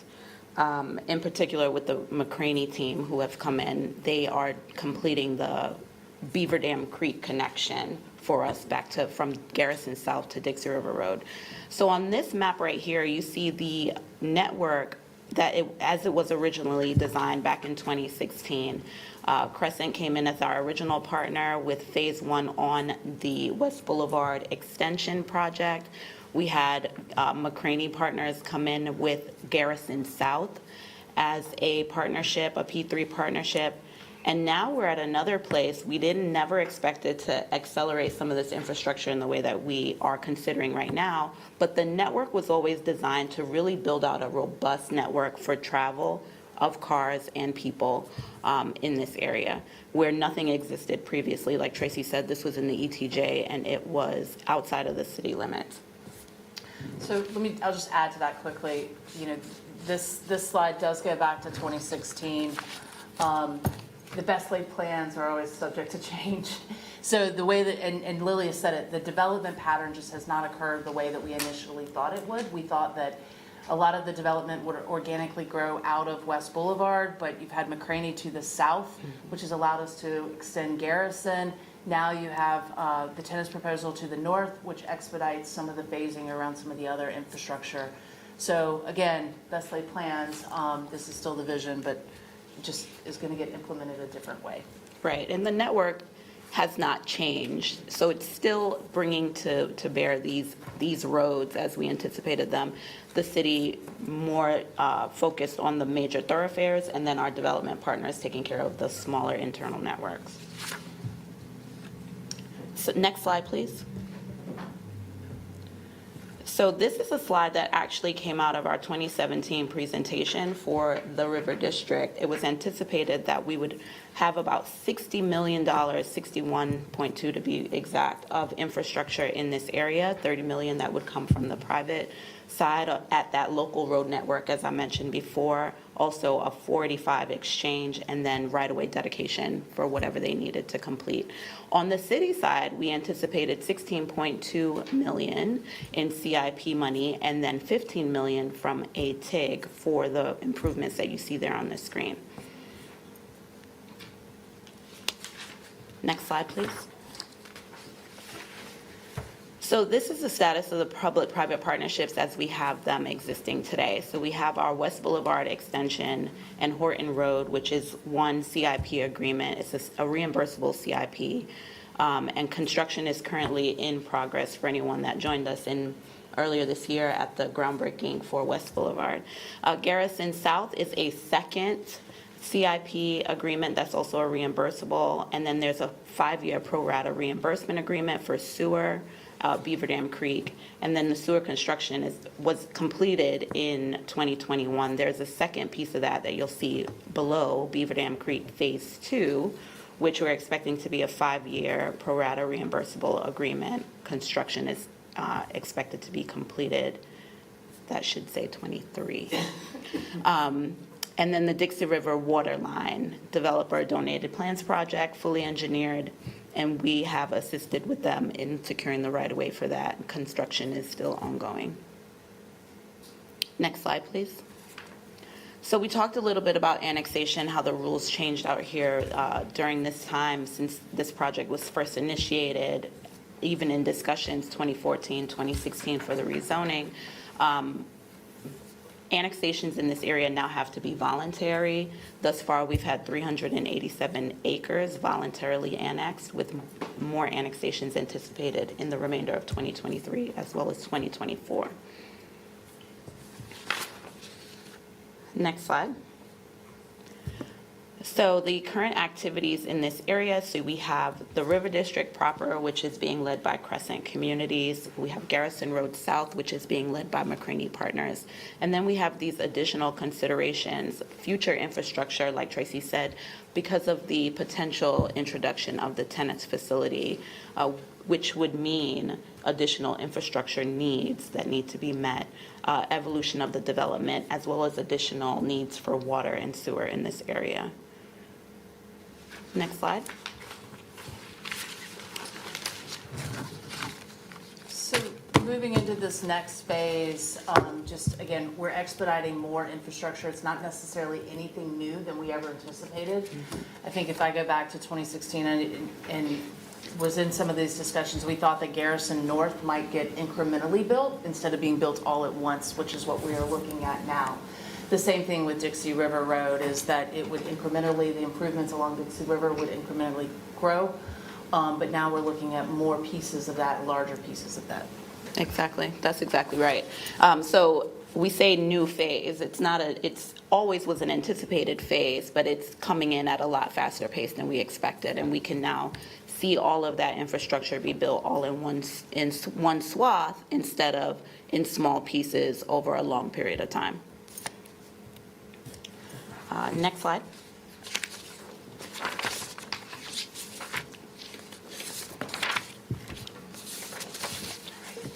Okay, so the anticipated proposal for the Garrison Road North as a reimbursement would expect the cost from West Boulevard. So we would start this project where at the intersection of West Boulevard and Garrison Road and would go completely north. So the expectation would be a $30 million road from West Boulevard up to potentially where Dixie River Road meets at the northern section. $30 million for design, right-of-way, and construction.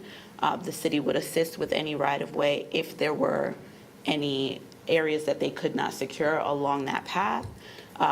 We expect that that would be reimbursable for up to 27, over 3 bond cycles, and the funds would come from Economic Development CIP. So just to be clear on that, that's not taking away from any existing projects. I know Councilmember Driggs has an important one in his district, but that is not taking away. If you remember when we've talked about these from the ED perspective, a lot of times we have a bucket of CIP money for economic development.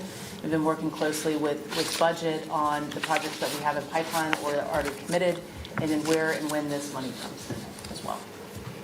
Yeah, and then for the water line piece, that would be an additional cost of $1.8 million, and we're currently in discussions with Charlotte Water on how to cost share that with the developer. Next slide.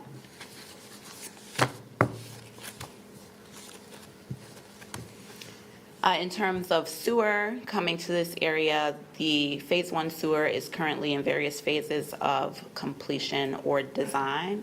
In the Phase 2, we're in discussions also with Charlotte Water on how this can be funded, whether it's a reimbursement for upsizing the infrastructure or if there's an alternative path to completion. Next slide. So this, for the TIG, I want to spend a little time going over this. So on the left side, you'll see the original proposal for the TIG when it was brought forth in 2016. That TIG was approved by council, and it was for $15 million on a 15-year reimbursement schedule. We have an amended proposal on the right, which includes some additional improvements that were not anticipated being needed at that time, but were always going to be considered a part of the network. So in this new proposal, we expect that there would be some of the same road segments included in the TIG, plus some additionals, which is the yellow that you see, and then the pink, which is additional road segments just to close out the remainder of Dixie River Road. Again, fast-tracked further than we thought we would be, but it would increase the cost of that TIG from $15 million up to $25 million to complete those additions. Next slide. So just to wrap up, so we have this meeting with you all here today to share this project and what we think the next steps are. We would like to come to the committee report out this evening and then come back to the full council on August 28th to request to proceed with the CIP reimbursement for the $27 million that the city is willing to participate in over the 3 cycles for Garrison Road North, and also to request to amend the TIG agreement from $15 million up to $25 million and changing the time frame from 15 to 20 years. So just to close that out, I just want to be clear on the schedule piece of it. We are trying to have city and county answers to the questions that we needed to solve related to tennis. This is a piece of it by the end of August. And so based on your summer schedule, we had to bring this to committee today or report out tonight because we don't have another business meeting until the 28th. And so we're just trying to keep that on track. Okay. Thank you for your presentation. The floor is open for discussions. Councilmember Drake. Thank you, Mr. Chair. A detailed question. On page 11, it says 27 million in CIP, and on page 13, it says 25. Is there a reason for that discrepancy?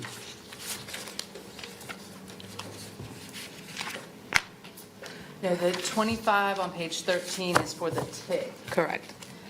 15 of the TIG already exist. So what we are proposing is to increase the TIG to cover Dixie River Road improvements, as well as Garrison Road cost overages. What we found, obviously, with West Boulevard, and what we all know about construction pricing right now, it's only going in one direction. And then the CIP is specific for Garrison. So those are additional.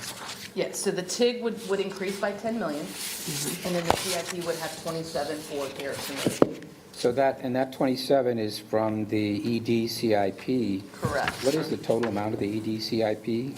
I would have to go back and look at all. I'm just wondering what capacity we still have for anything else. So I've been working closely with Ryan to determine what and when, as well as the development team. We've been clear that this can't take all of our capacity, so we've been looking to make sure that we do have some capacity left in future bond cycles so that we can have the opportunity to work with projects. We've also looked closely at some projects where we might have had dollars earmarked. Those projects, haven't even come to you guys yet, and so we just kind of moved some things around, what was available and when, but I'll get you, Councilman Madrid, the exact amounts for each bond cycle and the total. Right. I mean, it looks to me like we're talking about 37 million in new money. You're talking about TIG 10 in the and TIG, CIP. 27 in the Okay, and that is never costless. Like, it's made to sound very painless here, so I just want to understand what we won't be able to do because we're doing this. I do recognize that the increase relates to doing more and doing it sooner rather than just cost overruns, right? So that's a good thing. But then I guess my final question is it over at this point? Do we need to be prepared for further needs that have to be met? I don't see any future needs on the immediate horizon. Now, never say never. I'm not gonna speak for the developer on that. But this gets a lot of that infrastructure that was initially contemplated for the public investment. It gets a significant amount of that infrastructure completed. I will say, Councilmember Driggs, another big one that is sitting out there, it's not really on the city, but was always contemplated as part of that road network, was the Catawba Crossing, as well as interchange improvements. And so I think we have to think about, the partnership at the state and what that ends up looking like, and some other bigger pieces out here. But but this gets a lot of the initial city infrastructure that was contemplated in place. Okay, so I would just in future, like to understand better the opportunity cost, if you will, and the context. Thank you, Mr. Chair. Thank you, Mr. Driggs. Councilmember Anderson. Mr. Chair, Ms. Dotson, you mentioned earlier that when Mr. Driggs asked if any of these additional funds would be taken from other projects. I heard your answer to that. That's great. But would the allocation of these additional funds, would they delay other projects in actually occurring, or would they elongate any existing projects that are planned? So the way that we handle the economic development bucket is a little bit different, if you remember. And actually, some of the dollars that were earmarked for Dixie River went into the ED bucket, right? So we always knew we would be spending some of the ED CIP. But those buckets of the ED CIP aren't attributed to anything. The only thing that we have so far taken out of there have been dollars for Eastland or the Atrium commitment. Ballantine commitment was separate. And so what our team does is really have this kind of running track of projects that we're watching and where are those projects in the pipeline. And so I will use an example of a project that we had that was actually, I'll use 7th and North Tryon, for example. That was a project that council had approved $3 million of CIP. It's not moving as fast, so I'm looking at, do I need that in bond cycle 24, or do I need that in bond cycle 26, right? So it's just kind of looking at where the project status is and funds that have been committed and where those sit. Some projects, we earmark Centene. That's another perfect example, one that was voted on that most likely won't move forward because of the change in that campus and what's happening there. So it's constantly looking at what's in the pipeline and what's shovel-ready, as I'll call it. So effectively, it won't impact any project that is shovel-ready today? Yeah. Okay, great. And then my second question is, with the compressed construction that we're discussing now going on, when would be the timeline for completion? This is the one that keeps me up at night. Or I'm sure the Crescent team as well. The tennis proposal, the target was to have the 2026 tournament here, should they choose to come to Charlotte. And so that's why I started with thanking the teams, because there's a lot of work to be done to coordinate the infrastructure. And everybody at the city, from the land development team to the engineering team, everybody has leaned in to really try to make that stay on a timeline and move. Thank you. That's all I have, Mr. Chair. Thank you. Councilmember Ajmer, welcome. Thank you, Mr. Chairman. Couple of questions. Who will be responsible for any cost overruns? Ms. Dotson? So for costs, our amounts that we have put in there are the up to. Now, you see that in the TIG, we included the opportunity for cost overruns for Garrison up to $3 million. And that's as far as our dollars go. So any cost overruns above that would have to go to the Crescent team, unless we brought back any of these agreements and amended them with y'all's approval. So just to be really clear, that when we do these RCAs, it is an amount up to. for those reimbursements. Okay, so city is not on the hook for any cost overruns? No. Okay. In terms of the timeline, how critical is the timeline for this infrastructure project to be completed for the tennis tournament? So I would say that this infrastructure is a critical part of what we need in building out for the tennis tournament. And Crescent and the BMOC team have worked closely on the coordination of that and how all the pieces come together in the timeline. I would say that, the Crescent team as well as the BMOC team need to have assurances that if the BMOC team should choose Charlotte, that, that our commitments are there for the infrastructure and getting the infrastructure into place. But everybody understands the timeline of which we're working in. Okay. So I hear that as they have not made an announcement in terms of what city they're going with. Is that right? That is correct. Okay, so this will be an important factor in their decision making. Is that fair to say? Yes. Okay. I would like to, I know Mr. Drake's asked this question, what is the total overall economic development bucket? I was just opening my budget book here, and what I'm concerned about is similar to what Mr. Drake's shared in his remarks, is the opportunity cost.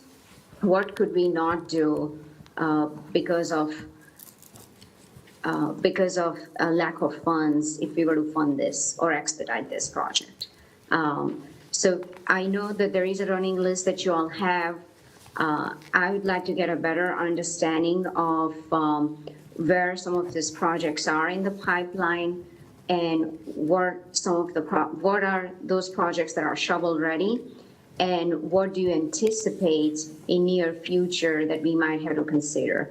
So if you and your team can walk us through that, that would be very helpful. Yeah, we will be happy to walk everybody through that. Okay.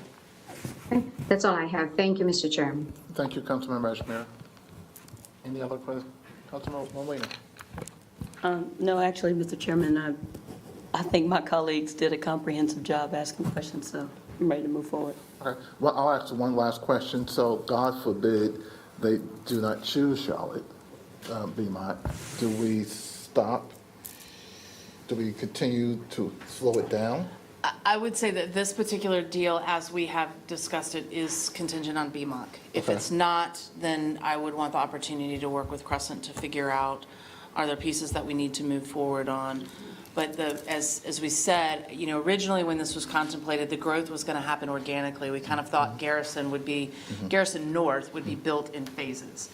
So, we need to rethink that. Part of that, where BMOC chose to locate, and this site, I think, is right for the overall site of River District in this area. But that also meant we were building all of Garrison at one time. So if we're not, I would need to sit down with the Crescent team and rethink it would look different than this. Okay, yeah, that's what I thought. Okay. We're all good? Thank you for the presentation. And so tonight, we will read out what you see in front of you, which is to request to proceed with the CIP reimbursement agreement of $27 million over 3 bond cycles for Garrison Road North, as well as to request to amend the Crescent TAG agreement from $15 million up to $25 million and from 15 to 20 years. So that will be the readout to the council this afternoon for council action on August 28th. And staff will circle back with the response to questions asked by Councilmember Draves as well as Councilmember Ashmere, and I think those coincide with some of the same questions that Councilmember Anderson has asked as well. All right? Good. All right. Number 2, which is the Eastland update. And so we want to invite Tim to the table. And Tim, once you come to the table, if you can formally introduce yourself for the record. And then we will turn it over to the Assistant City Manager to lead us into the discussion. Welcome. Thank you. My name is Tim Sidema. You got to push it back. My name is Tim Sidema. I'm with Crosland Southeast, the master developer for the Eastland Yards redevelopment. Welcome, Tim, to the meeting. Madam City Manager? Thank you, Councilmember Graham. If we can pull up the Eastland presentation. So what we want to do here today is, and Todd is on virtually, but we want to give you a quick review and update of our evaluation process, and then have Tim give an update from his perspective, and then really allow the committee to ask questions. If we can go to the next slide. To ask any questions, we have teams from both of the proposals here and online to answer questions. So it's an opportunity for you all to be able to get information from staff as well as the petitioners that are here. So next slide. And I apologize, Todd and I are going to tag team a little bit on this, but we always show this slide reminding everybody that Eastland is very much underway. The Crosland site, and actually the whole site, is under construction, and there's been a significant amount of investment that has already been contemplated on this site. The piece that we're really talking about now is what's on the far right, which is the city/future development parcel. While we're on this site plan, though, for Tim's benefit, I want to point out the next piece of land that will be in the transaction, which is the multifamily piece. And you see that right in the middle of the screen above the park. The two buildings that are shown there that are kind of in an L or a sideways J shape is the multifamily with the parking deck, with ground floor retail that will support the small businesses. And so this is a very important piece, next piece, that will be closing the end of the month, if I remember correctly. We hope. You guys control that schedule more than I do. But again, and you'll hear it from Tim, but as we talk, like, he's moving forward with pieces. He's closed on some pieces, and there's things out here that are moving forward. And so I just really wanted to make sure that while we were looking at the site plan, everybody started to visualize some of the next pieces that will be going forward. Next slide. So what we want to do, we're not going to rehash all the details of the proposal. We want to really get into the process that we've gone through. Next slide, please. And our purpose for the evaluation, this has been a professional and unbiased evaluation. We've left all the politics aside from this and really dug into the proposals that we've gotten. There have been a tremendous amount of questions that we've asked of the teams, and we want to make sure that it meets the goals of the community. We go back, as we've shown in other presentations, we go back and always talk about what the community said that they wanted. They wanted recreation, they wanted community access to this part of the site. Something that was served as an activator, not just for Eastland, but for the east side. We've reviewed each proposal to ensure the financial stability and the long-term viability of this. We've also reviewed this with the city, the county, the CRVA staff, and we've also kept Tim close to this as he controls the larger Eastland Yards. The evaluation criteria that we've used and we focus on, again, that financial strategy and qualifications. We've really dug in and gone beyond just letters or beyond kind of what was put in the proposals to see how deep can we go to understand the strength and the financial backing of each one of the proposals. I feel like the worst thing that we could have happen is that you pick a proposal and we get 6 months down the road and something does not work or falls through. Also with that same point is the qualifications and the experience of each team. What is their ability to really pull this off and implement the vision that is presented in both of the proposals? The project approach and the concept, how well does it fit with the larger Eastland Yards, as well as how does it fit within the community as a whole? And then another critical piece that I'm going to let Tim talk about more, but is the overall development schedule and how it impacts Eastland Yards as a whole. Next slide. So the due diligence is a very necessary part of really evaluating these proposals. It's an important piece. I just hit on kind of really it's the deep dive, the ability for us to ask follow-up questions to get greater clarity and understanding of the proposals. I know that there's been a lot of dialogue out there of what is in each proposal. Some of what I've heard come back has been inaccurate, some has been very accurate, some we've learned from what people have talked about. But I wanted to make sure that we were transparent with you all about the questions we've been asking and the levels that we've really been trying to analyze these proposals. Todd, do you want to talk a little bit about some of the due diligence that you've done, some of the questions that you've done? Todd has really done the day-to-day consistent deep dive with both of these. Yeah, thanks, Tracy. A lot of this speaks to what Tracy mentioned in the previous slide about the importance of the due diligence to get to the findings that were necessary on those evaluation criteria. Some of the questions that we asked of each of those teams you see on this slide with respect to QC East, the Eastland Yards, we asked about we wanted to speak with the key debt and equity providers. We wanted to ensure where is the money coming from, where is the source of funding, do they have skin in the game themselves? And is their financing legit, or is it something that they can get a letter of commitment for, and then they turn around in 30 to 60 days, and then we find out that maybe there isn't the financing there that we thought there might have been. Questions about the esports market. What does that look like in Charlotte? Is it something that is growing? Is it expanding? What kind of events do we currently offer in Charlotte market? And how does this help provide for a tourism piece in terms of bringing visitation, heads and beds, and attracting a different type of market to the Charlotte market? Another question is about just the breakdown of the leadership structure and the partnership team, understanding who our partners are in the three different categories of the elements that they proposed, understanding who the lead management organizations are, what the ownership interest is, and things like that. That's kind of where we focused on with the QCE. So those are just kind of a snippet of those questions. The Eastland Yards Indoor Sports Complex, again, we wanted to seek an understanding of the key debt and equity providers, understand where the money was coming from, both on the equity side as well as on the debt side. Clarity on any inconsistencies of the information that's been provided in the proposal and other related documents that we received along the way, and additional clarity on some of the active partners and the respective roles, indoor financial commitments. Again, who are we partnering with? Do they have a financial interest in it? Or are they using other people's money? How secure is that other people's money? And what risk does this put the city in as we continue to go through this process? As Tracy mentioned, the due diligence is really important for us to make sure that we don't get 3 steps down the line from here and understand that we got to take another 4 steps back. We've done that before.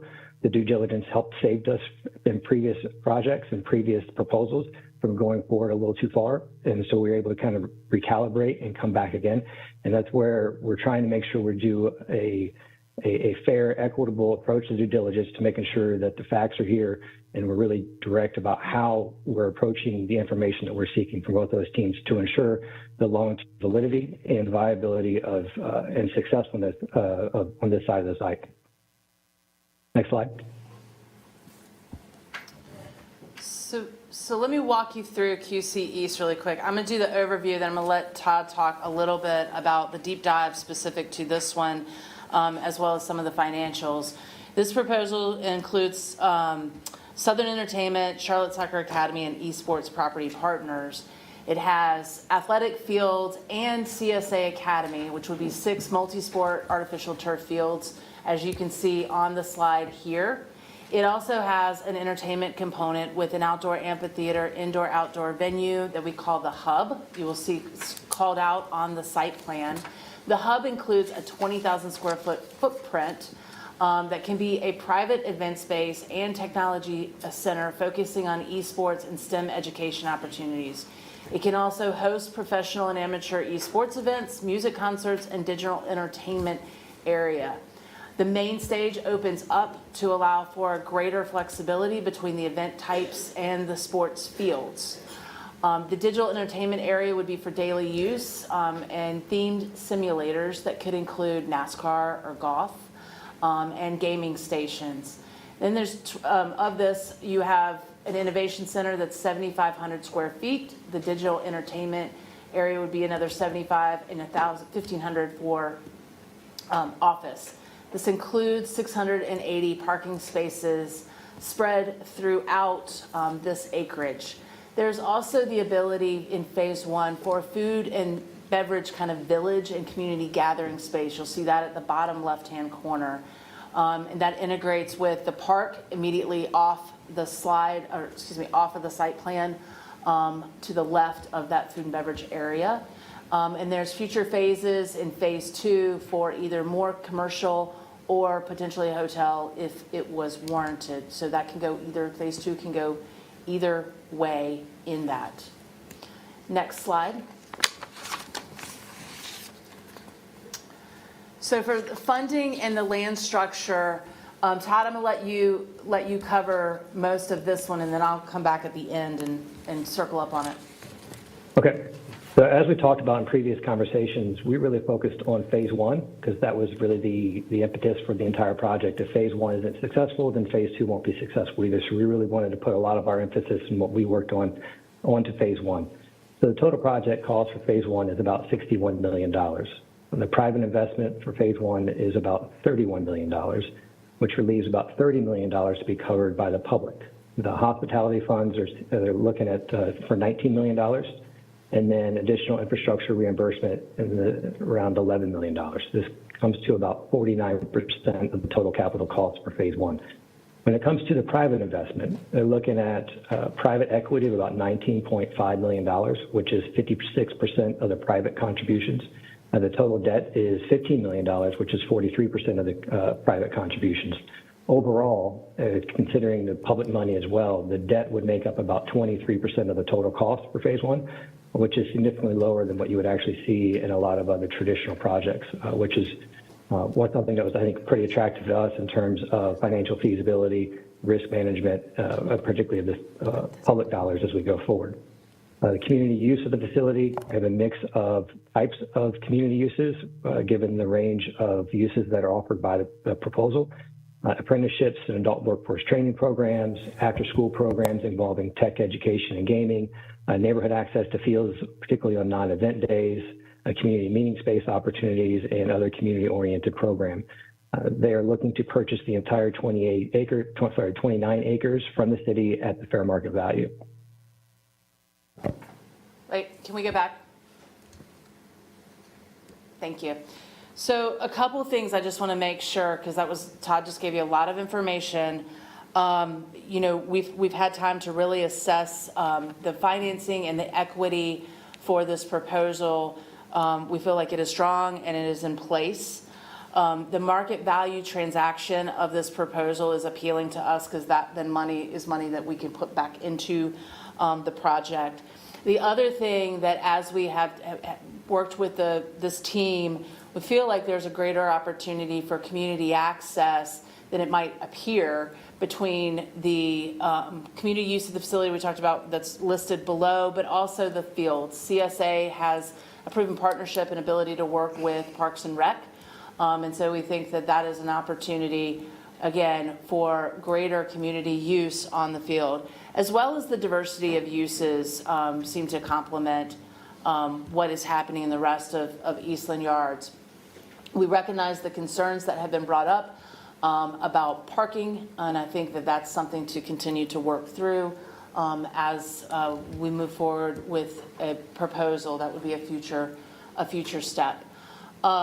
With that, I think, did you have a question? Councilmember, Mayor Pro Tem, I'm sorry, Winston, quick question. Yeah, so what so I would imagine in the kind of sequence of things, the sale of the land would be first. Mm-hmm. Like we would sell the land to QC East. What kind of protections or clawbacks might there be once that land is purchased that this thing actually gets built, right? Whether it's phase 2, you know, whether it's determined something else needs to go there versus what we had gone into, or even in phase 1, them saying, you've got the land, now we don't want your money, we're going to put something else totally there. So we could do it a couple of different ways. We've done transactions where, and that's a great question. We've done transactions where we had clawbacks that if no activity happened for a certain amount of time, then we have the right to purchase the property back. We have structured in a way with Crosland that they are taking down portions of the site as they're ready to go vertical. And so there's a couple of different ways that we could set that up. The way that I would personally like to do it, if this one were to move forward, is work closely in that we are all protecting ourselves, but also bringing Crosland into that conversation to make sure that, and it's probably for either one of them, right? But to make sure that we're protecting what Crosland is doing on that side of the site, and that if things change, we're all at the table together trying to figure out how to move it forward in a way that's most advantageous.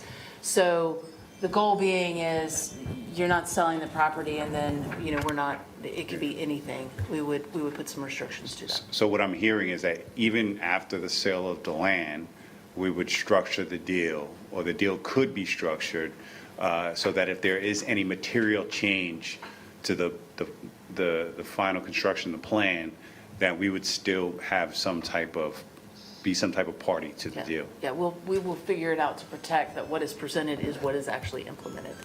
And that if anything changed, we have a structure to protect that as well, and bringing it back and things like that.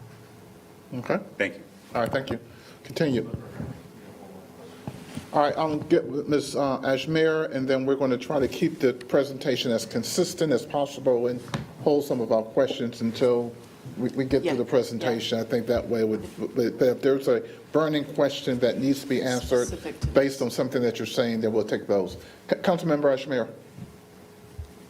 Mr. Chairman, I have some financing questions I'll ask after both presentations are done. Okay, that's noted, and I'll come back to you.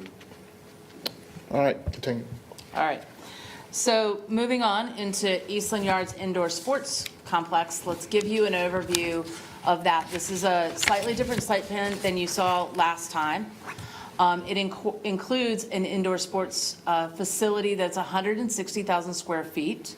It's a multi-purpose courts, can be converted into 10 to 12 basketball courts, 20 volleyball courts, or 40 pickleball courts. There's ability to overlay a track, 200-meter track to that, concessions and a bar, fitness center, 2 ice rinks, and then it also includes leasable space, medical, physical therapy, et cetera. And then another component is the learning facility or the learning center. And this is about a 4,000 square foot facility that would really be geared towards the community engagement component of this proposal. The conceptual outdoor components at this time include 1 soccer field, some futsal courts, basketball courts, and volleyball courts. Those are primarily kind of left-hand center top of the site plan. The 2 components that you see on the far left of the site plan are commercial. Again, that would be more oriented towards bringing together what's happening on the Crosland side of the site with what's happening on this side of the site, and a potential for a hotel as well. Next slide. And I'm sorry, on there, the part I forgot to mention was the 944 parking spaces, as you can see, laid out on the site plan. Sorry. Todd, I will let you take this one to talk about the funding and the land structure. Sure. So some of this has changed since the last time we spoke with the size of the facility. Obviously, the cost of the facility would go up. And now we're looking at an indoor facility of $50 to $60 million. A total public investment requested for both the facility and infrastructure improvements is about $25.7 million, with $20 million proposed to be allocated to the amateur sports facility, along with $5.7 million to be allocated towards infrastructure improvements. And then the private would assume cost over $25.7 million. The public investment here is about 32 to 36% of the total capital cost.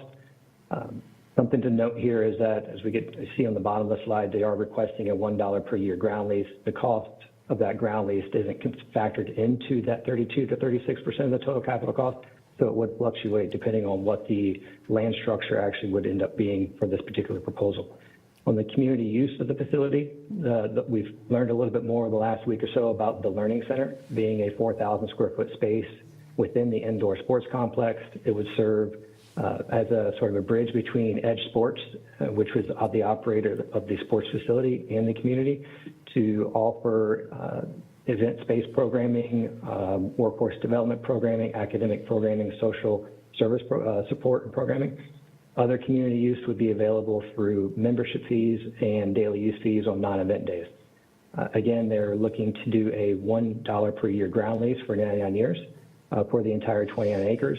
And one thing that has changed over the last couple of days is the retail acreage that Tracy mentioned, that commercial space on the bottom left-hand corner of that site plan would be basically carved out and would be sold at fee simple transaction. With respect to the capital partners, they have three main capital partners, a hotel partner, another partner, Williams & Associates, as well as Edge Sports. The hotel partner is looking at about a $15 million contribution to support the hotel development. $3 million of that would be equity, and they would plan for $12 million in financing. The Williams & Associates, they are looking at $20 million contribution. $4 million of that would be equity, and $16 million would be private debt. And then Edge Sports, they were looking at $20 million contribution to the sports facility as well, and that would be $6 million in equity and $14 million in debt. The total private equity we're looking at here is about $13 million, with a total debt of $42 million. So just to wrap that up, this, the Eastern Yards Indoor Sports Complex proposal has come a long way even in the last 3 weeks with solidifying the partners. I do think that, and we've had a lot more discussion, I do think that there's a lot more to continue with this one to try to work through or try to understand. For example, the hotel, is there a hotel market? How much of a need or dependency does the amateur sports facility have on the hotel? Things like that. We started having some of those questions last week. The proposal does have quite a bit of surface parking, and does that still remain true to the intent that the county and the community and everybody else put forward? We'd have to work through that piece. The CRVA has prioritized amateur sports, and so it does, I think, meet something that has been long talked about in this community for a long time. But we still have a lot more work to do with this proposal around the financing, making sure that you do have the multiple partners, that the financing could come together and work in a way.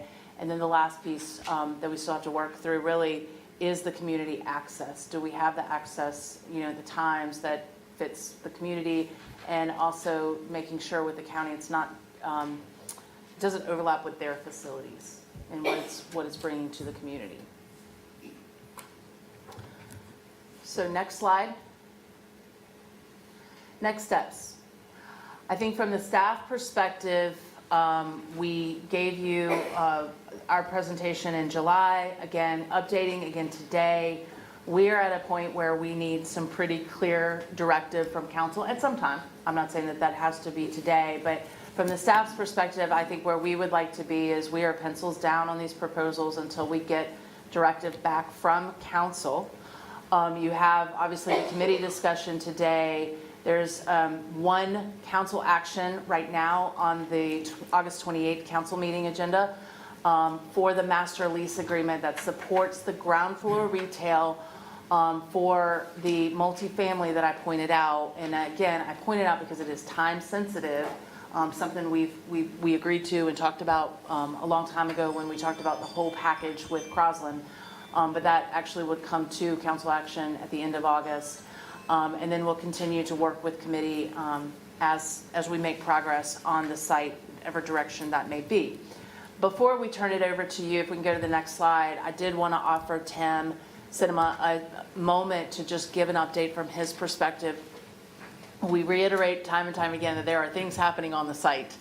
And I want to make sure that Tim can speak to the construction that's happening on the site, as well as any perspective he has on the proposals. Thank you, Tracy. I think we have some slides up there as well. So starting with the site plan, as has been mentioned already, there is a lot of progress happening on site. I've actually heard one of the community residents saying that they're convinced we're moving dirt from one side of the site to the other and back again. I'm here to say that is not the case. We're moving hundreds of thousands of yards of dirt all over that site. And the entire site, including what we call the east side parcel, the green area there, which is the subject of today's conversation, we're doing the mass grading on the entire site. And that includes the mass grading and all the infrastructure. So namely, we're doing all the grading, We're doing underground utilities, and I'll show you some slides in a second about that. Some of these underground utilities are storm lines, and they're massive, 6-foot diameter storm pipes crisscrossing the entire site. And what's interesting, and we'll talk more about it later, the low part of the site is off to your right on this screen, okay? So, and you have to start those utilities. Most of those utilities have to get built from the low side to the high side. So we have to start all the utility installation on the right-hand side of the screen on this east side parcel, and then crisscross it to bring utilities all the way to the west side of the development. The little L-shaped building on the far left there, right next to the movement school, is under construction. That's our affordable housing development. We need to bring utilities to that building before we finish with it, or we lose all the tax credits. So I've heard lots of comments about, hey, we've got all the time in the world, let's take the time we need. Well, we really don't have all the time in the world. Next slide, please. So these are just a few of the snapshots. The lower left figure or photo there is the actual starting the foundation for the affordable housing development. Again, we have to bring utilities from the right side of the site to the left side, from the east side to the west side, on a schedule to make sure that those utilities are available by the time we complete that construction. You can see how massive some of the underground utilities are, and that's another reason why anything that gets developed on the east side parcel needs to consider where these underground utility lines are going, because it's too expensive to build them twice, right? So that's part of the role we've been playing, our team has been playing with each of the applicants, is to make sure that they know where these utility lines are going so that they don't inadvertently site buildings in locations that would require a relocation of some of these massive utility lines.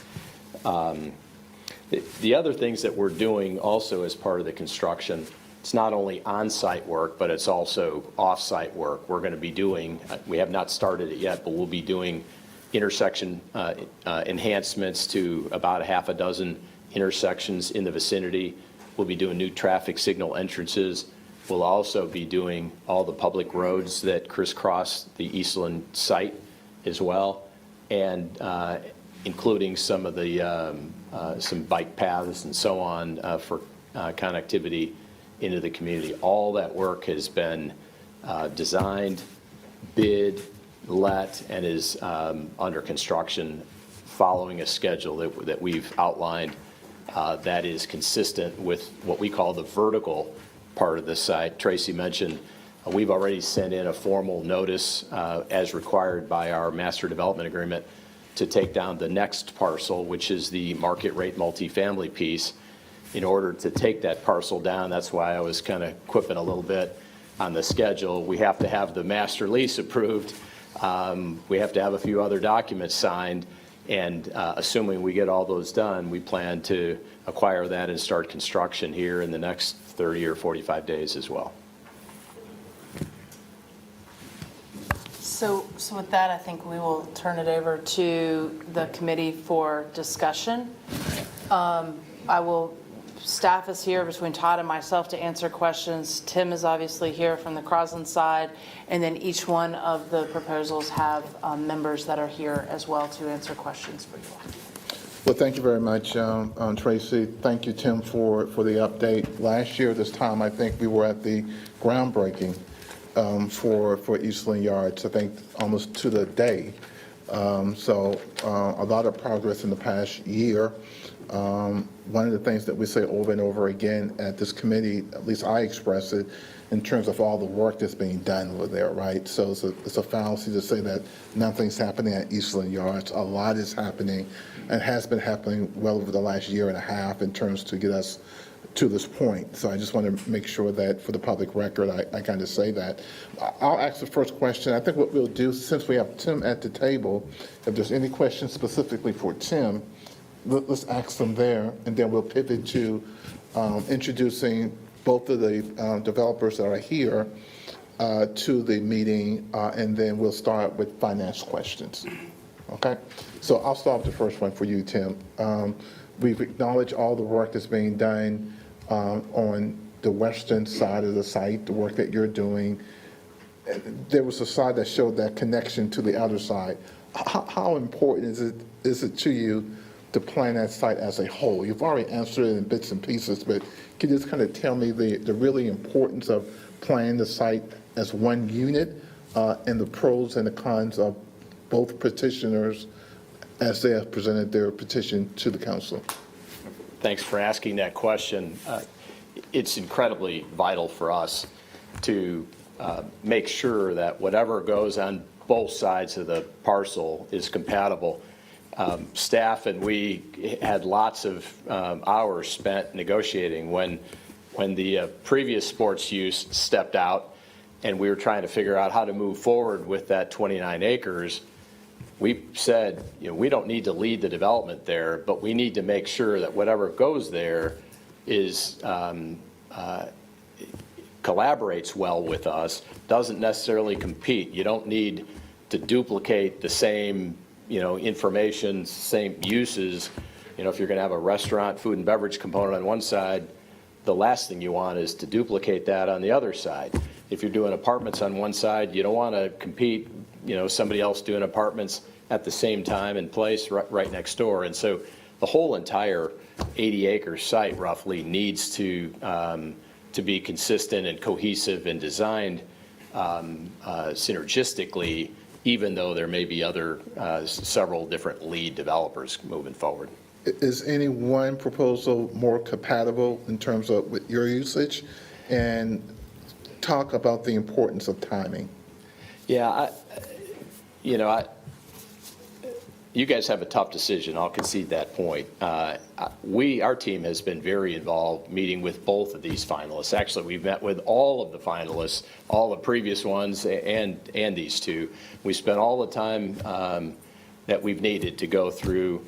Like we like to say, we don't have a dog in the fight here. We want to make sure that the best proposal gets selected for the community and for the Eastland Yards redevelopment. There are three, I've tried to summarize kind of my thought process here, our team's thought process. I would say there are three factors that would summarize kind of what we're looking for. Number one is the probability of success.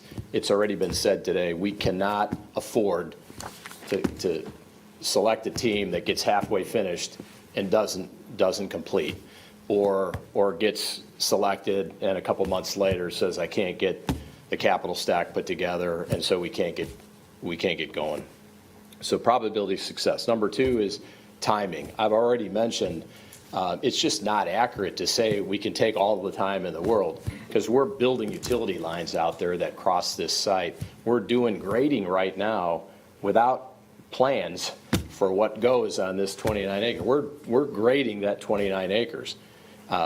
For the Tepper proposal, we had full engineering plans. We knew where those, what grades to build to. And right now, we're kind of faking it. We're guesstimating where those grades need to be, because we don't have a set of plans. The sooner we get a team that's selected, the sooner we get a design that we could grade to, hopefully before we complete that. And the third piece is the food and beverage component. The proposal or the presentations today really didn't highlight those components. I see a lot of familiar faces in the neighborhood. In 2019, we got to know each other quite well because we had dozens of meetings.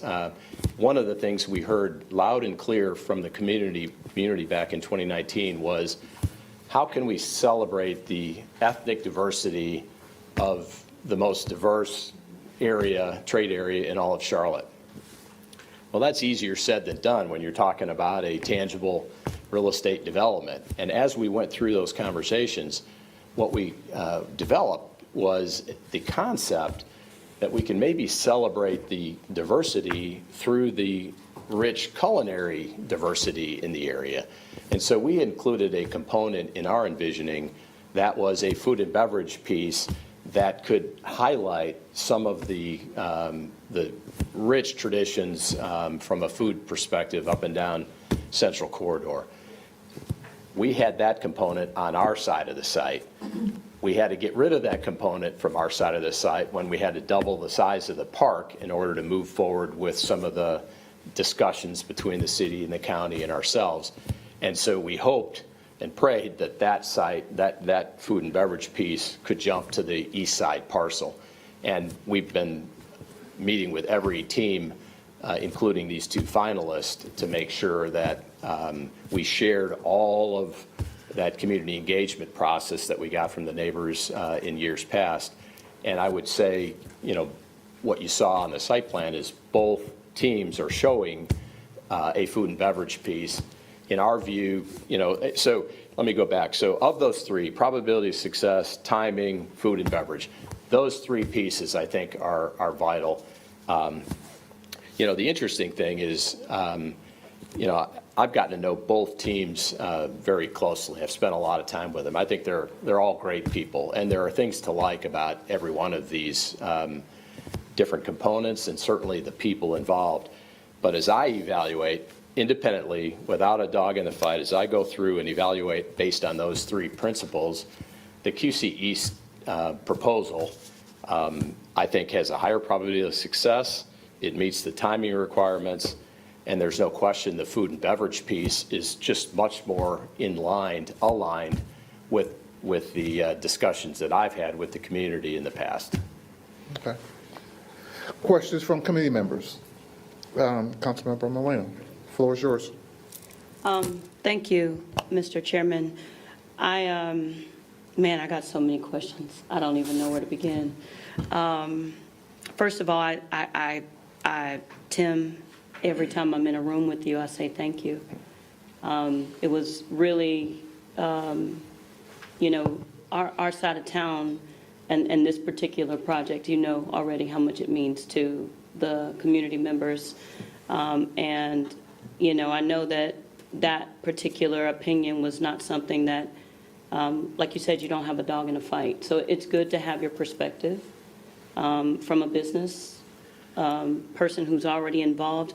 What I would be concerned with, and that's just for you, so you're already grading the ground. You're already taking on some of what we would consider to be some of the pre-construction costs. I don't know who can answer this for me, but would this then assume that both projects would have some additional pre-construction to make sure that they, you know, prepare themselves for what's already in the ground, or would they have to upfit to, you know, make themselves compatible? I don't know who can answer that for me. So couple things to that. One, when we pivoted a year ago to look for other options on this portion of the site, we put more money into the master development of the site, specific for this site, because we knew that in the work that Tim and his general contractor are out there doing, that we needed to get some grading going. We knew that we had infrastructure that was going to have to happen on this side of the site. As Tim indicated, he's done a great job with his team of making sure that anybody who really looked at the site understood the infrastructure and when it needed to happen and where it needed to go. Okay. So both of these proposals do take that into consideration. That said, just to kind of reemphasize what he's talking about, and he's saying, not to put words in your mouth, but it's a risk on us if things substantially change from what's being put in there now. That could be additional infrastructure costs to us. And so that's where the timing piece of it really comes into the mix, is that as we dig into any proposal you choose to go forward with, can it still work with the infrastructure, not just as designed, but as put in the ground? As he mentioned, every day that goes by, he's got to tie in more infrastructure of what he's building over there. I totally agree with that. And if I might add, when Tepper Sports decided to go a different direction there, it's not as if we can say, okay, we're only going to develop the west side and not the east side, because all the utilities connect, you know, throughout the whole site. So we still had to build all those utility lines, which meant we still had to do a lot of grading and infrastructure on that side. We didn't have an option. And so staff was certainly understood our dilemma.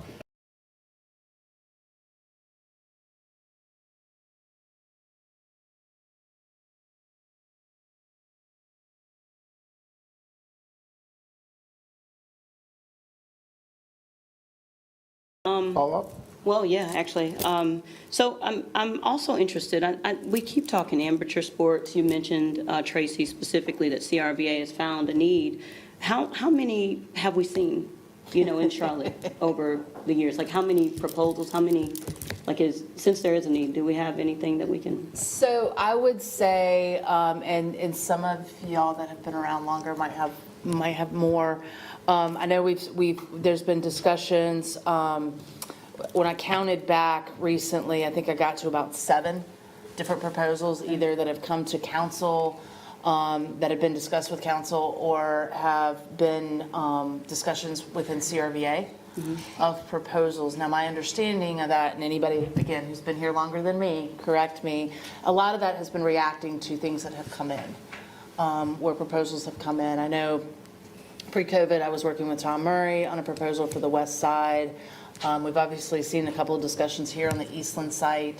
The Bojangles Coliseum area, there was a discussion. Carowinds, there was a discussion. So we've had a lot of interest. The problem has been really just getting to the proposals that work.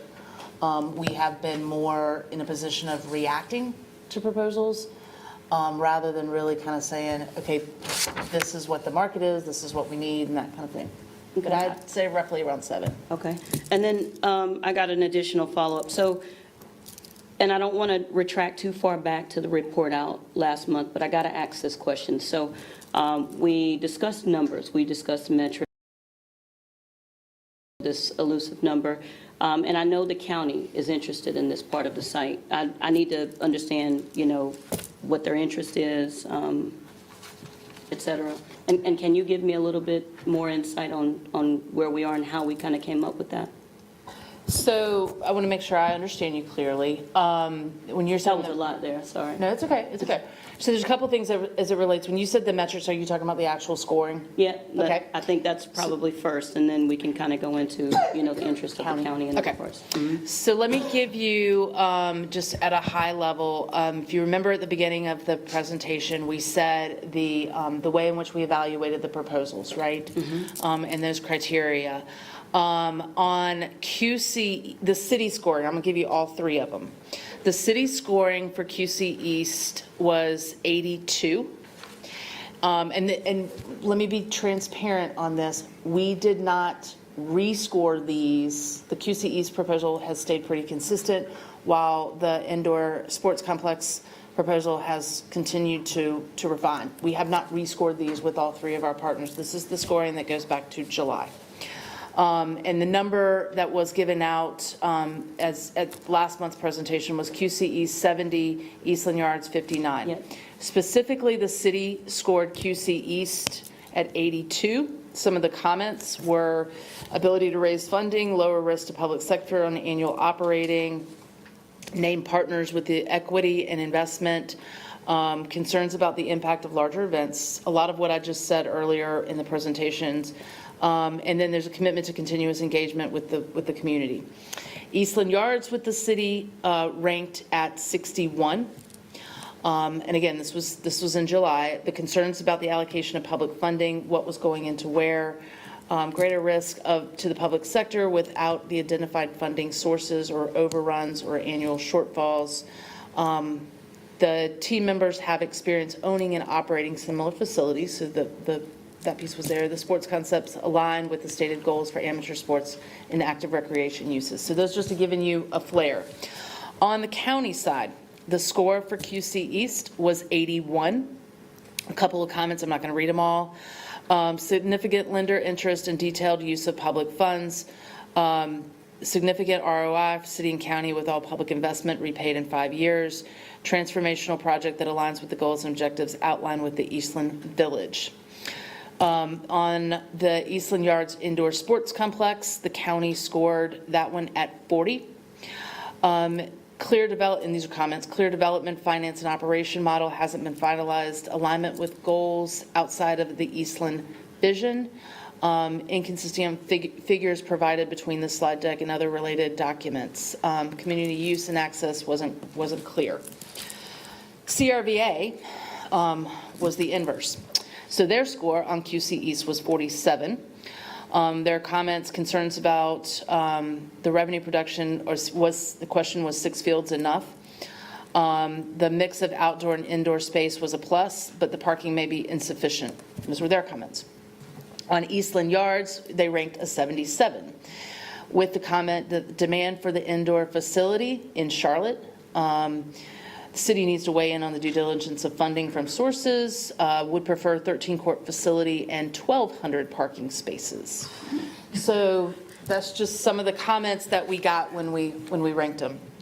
But did you get that? I gave you a lot of information really Yeah, fast. you did. But so what we got then was a cumulative average, is what I'm assuming? Yes. Okay. Yes. So that makes more sense. And when we got it, it was kind of like, it was very arbitrary at the moment, right? Very. So with that being said, because I know that you also said that, you know, that clearly indicates that CRVA found a need for the indoor, or for the, amateur sports, right? But can you talk about the county's interest? Because they specifically scored it right along, with what the city said. So what I would say is that as we have discussed recreation needs on the east side with our partners, CRVA, county, others, part of what we have gotten from the county of the identified need is more outdoor recreation. And what CRVA would say is more indoor amateur sports opportunities, right? So there's a little bit of a disconnect there. As we talked about the TIG and the tax increment grant, one of the things that we heard clearly from commissioners was on this side of the site was that commitment to recreation and community access. And so that's why, again, you'll hear us continuously amplify that. The site plan for the indoor sports complex we just got last week, so I really have not had a chance to sit down with the county and say, here's the site plan, give us your thoughts. The outdoor components, we have asked for QC East. We have been able to ask specifically with the county, the partnership that they have with CSA in other parts of the city. Does that work in terms of balancing CSA's needs of use of fields as well as county use of fields?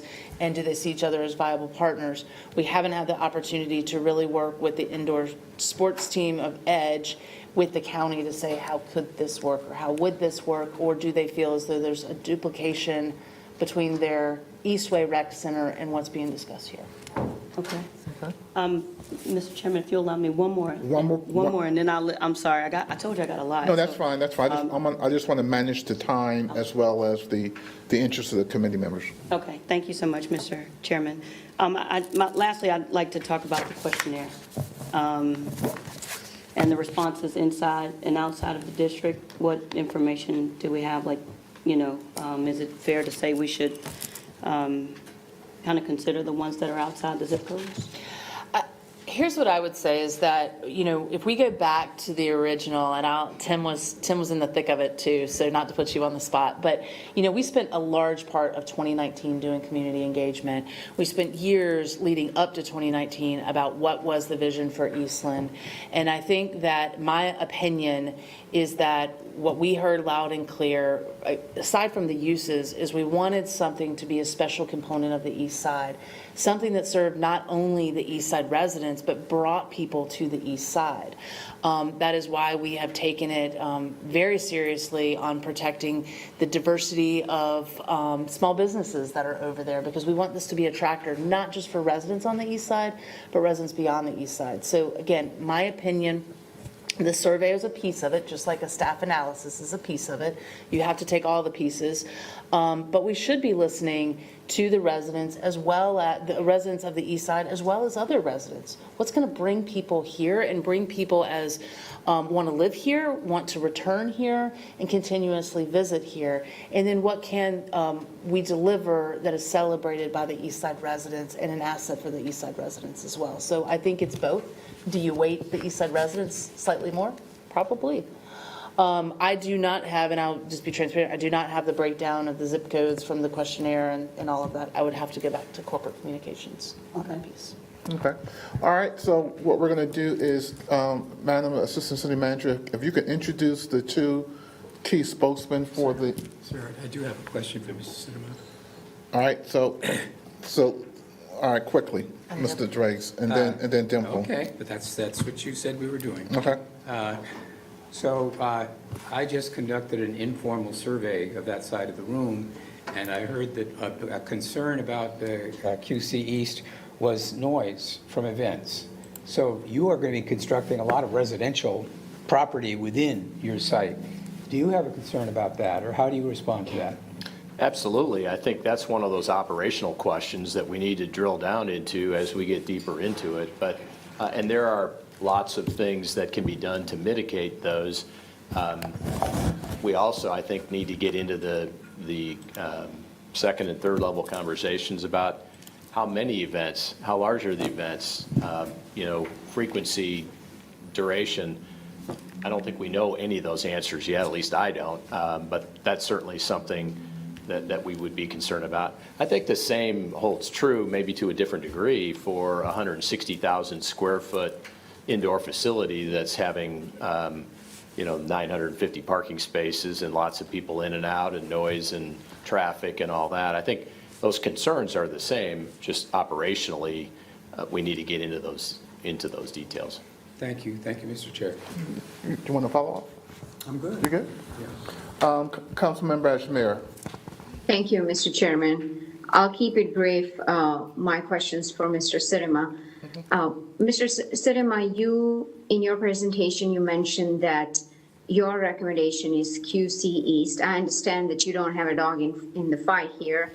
And you talked about 3 criterias: probability of success, timing, and food and beverage component. And that's what led to come to your recommendation. As part of this vetting process, did you meet with equity and debt partners, and did you dig deeper into financial stability and long-term viability for both of these proposals? Yes, ma'am. Thank you for that question. We've been Switzerland throughout this entire process because, we couldn't make a decision, it's not our decision. We couldn't make a recommendation until we had all the information. And so we've spent lots of hours, especially over these last couple of weeks, with each of the teams. And we've attended many meetings, had a lot of Zoom calls, went through a lot of discussion with the folks, which included, council member, which included the debt and equity components that you referred to, trying to better understand where is the equity going to be sourced? How do you raise the equity? Where's the debt going to be sourced? How do you raise that? And that all factored into my 3 metrics: the probability of success, timing, and food and beverage. I could spend another hour on just that. But yes, the short answer to your question is we have definitely been very involved with all those conversations. That is helpful. I would like to understand, the reason I'm asking Mr. Sidema is we have heard from hundreds and hundreds of community leaders, neighborhood leaders, that they prefer indoor sports option over the QC East. And the primary concern that Mr. Drakes did bring up is noise, traffic, congestion, especially with QC East. So if you can just elaborate on what is it in terms of probability of success, what concerns that you had with the indoor sports proposals, and how that resulted in you recommending the QC East? Because I really like to get to the bottom of this. Sure. There's at least one component still on the indoor sports piece that we haven't seen a financial pro forma on, which is, that's kind of step one to see if a project component has viability. We haven't seen it yet. So it may be viable or it may not be. We've asked for it. We haven't seen that. So that's part of it. The indoor sports team has spent a lot of time and they've made a lot of progress in the last couple of weeks. 2 weeks ago, they had a 1,000 space parking deck. Now they're showing almost 1,000 surface spaces. I think it was the right decision because the 1,000 space deck cost $25 or $30 million that wasn't in the budget. But the fact that that change was made in the last 2 weeks would give anyone pause to say, okay, are these guys ready to move forward here? And again, personalities aside, I think both teams are wonderful people and they're well-intentioned. The Edge Sports folks who are behind principally the indoor sports piece, I think I've met, I think, with 6 or 7 of the teams that Tracy talked about for indoor sports over the last number of years. I think they're the most credible group. I was very impressed with those guys. And if there isn't a role at Eastland, hopefully we can find a role someplace else in the city because I think they'd be a great team to keep moving forward with. But the debt and the equity pieces were just more opaque on the one team versus the other team. Thank you. I think that's exactly the kind of due diligence that we need to do to ensure the financial stability and the long-term viability. And I have said this over and over again, that East Side residents have seen disappointments over many, many years. And I just want to make sure we do everything in our power to not disappoint them with the decision that we make. So I appreciate your comments that pro forma statement, really understanding the timing and ensuring that there is a sense of urgency here because you got to move on the site that you got going under construction. So I will be asking follow-up questions to representatives from both proposals. But that's all I have for you, Mr. Sidema. Thank you. Thank you. I just wanted to mention, as I'm seeing the community members, our goals are fully aligned with yours. We want, I think, the very same thing that you guys want. And we've been earnestly digging into all those details from a due diligence standpoint for that exact reason. All right, thank you, Tim. Stand by. We may need you again. I got a feeling we're going to be here a while, and that's fine. So what I would like Tracy to do now is just to introduce the two spokesmen for. Well, and I was just saying, not to interrupt you, go ahead. From the QC East and Synergy, and then open it up for additional questions, starting with Councilmember Ajmer, who had some finance questions, and we'll try to see if we can do it in segments. And I'd ask if both teams would just want to pop up here so that we can ask, so the council members can ask questions, and y'all can come on up and just introduce yourselves. Yeah, that's fine. Do they need a mic or something, or? Tim can share that mic, and I can share with you. Oh, Tim, why don't you slide down one seat and then sit by Bakari? I know that's a tough job to do. And then the guy from QC East can sit at the far end of the table, and they can share that mic. And then Robert. Yeah. If the gentleman, that's that right there. Yeah, you got Jim. No, it doesn't matter. You got a mic. You got access to a mic. Okay. All right. Cool. So we're all good. Council members, it's 3:30. I don't think there's another council meeting after this is over. We have a council meeting at 4:30. We have council. How long do we have the access to the WebEx? The WebEx expires in 30 minutes, but I can confirm for you. Can we extend it? Yeah, let's see if we can extend it. I got a feeling we're going to be here a little bit longer than 30 minutes.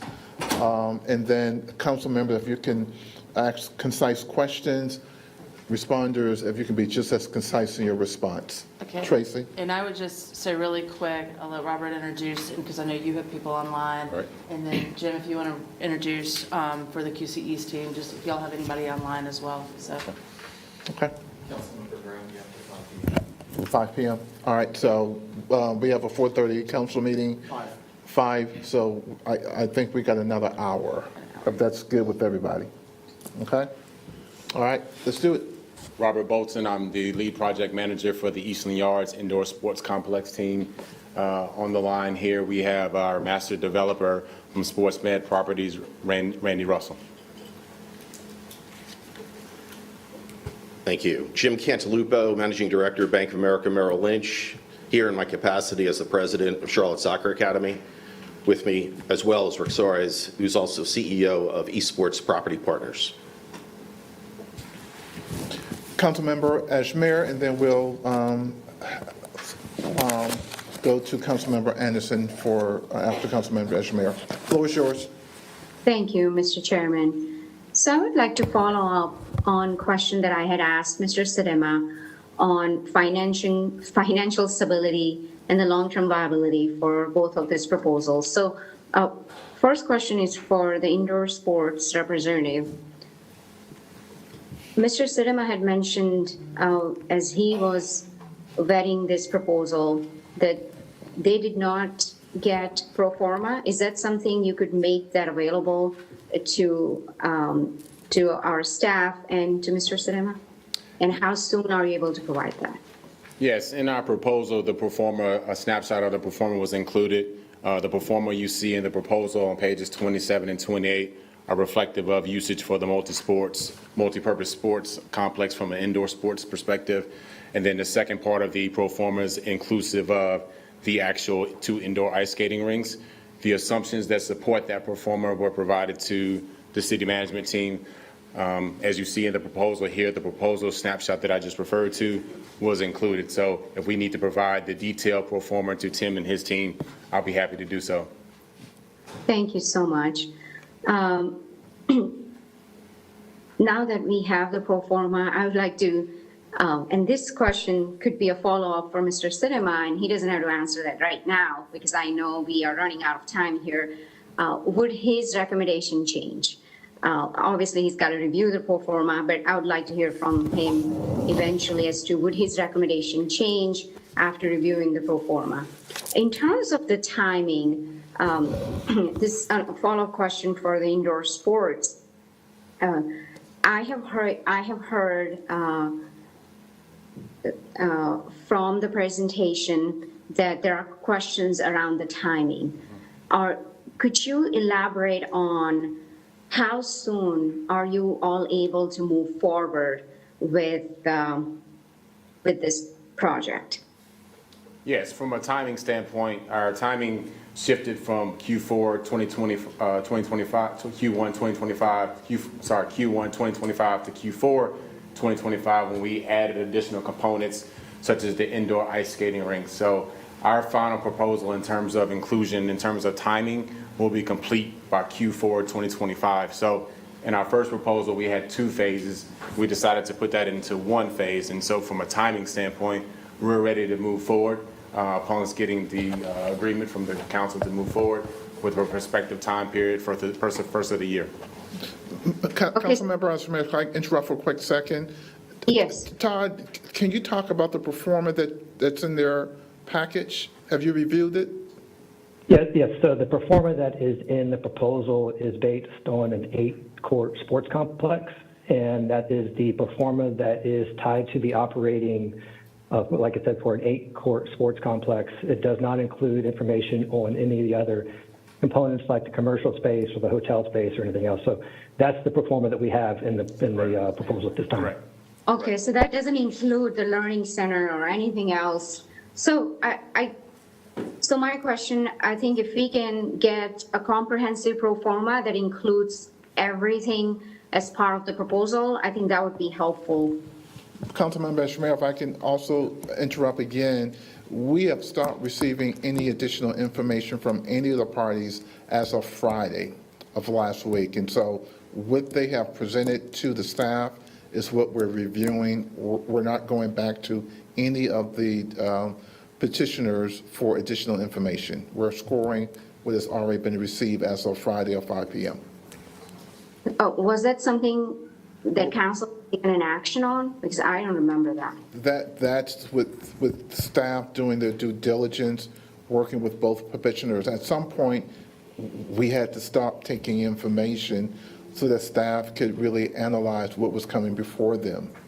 And so, I understand, but of the information that was presented to us at the dais, that there was continuing discussions with both parties. I don't think the council had taken an action on stop receiving or talking to any of these parties. But if that's an action today that committee or the council takes, then I understand, but I don't think that's action being officially taken. So, Ms. Dodson, can you help me understand Well, where we are with that? And I think, so just to clarify, because we're at a point where we need feedback from council. And so, as I said in the presentation, when we sent the last round of questions to both teams, we asked for a deadline for both teams of submitting the information. So we had a stopping point of which we were analyzing the information so that we can come to you and say, based on the information we have, this is where we are. As I said in the presentation, I think we, from a staff perspective, are pencils down until we get some more directive from you guys. So, you know, stopping the information, I don't know that that was a council action, but it's like we had to stop somewhere because of the way that information is being brought in, and we did that with both teams last week. so to follow up on that, Ms. Dodson, as part of the questionnaires that went out to both parties, did we specifically ask for the pro forma for everything as part of their proposal? Todd will have to answer that question. He actually drafted the emails. Yeah, so as part of all these kinds of proposals, we like to ask for the pro forma for the uses that are going to be, that are proposed for the site. As a follow-up question, we had a proposal for the initial sports complex that was submitted as part of their initial package back in, I think it was June, May or June. And then we asked for updated information, given that the size of the facility increased from about 100,000 square feet to 160,000 square feet, and from 8 courts to now 10 to 12 courts. So the pro forma that's in the proposal is still based on the previous indoor sports complex program of 8 courts and about 110,000 square feet. I understand. I would really like to still, I think this is an important part of our decision-making, and I would like to ensure that we are giving both parties an opportunity to submit all their documents, while also ensuring, to Mr. Sidema's point, that time is of the essence here. So if we can provide an opportunity for them to submit it with a very specific deadline that we have to operate under with Mr. Sidema, I think that would be essential. Now I have the same question for QC East.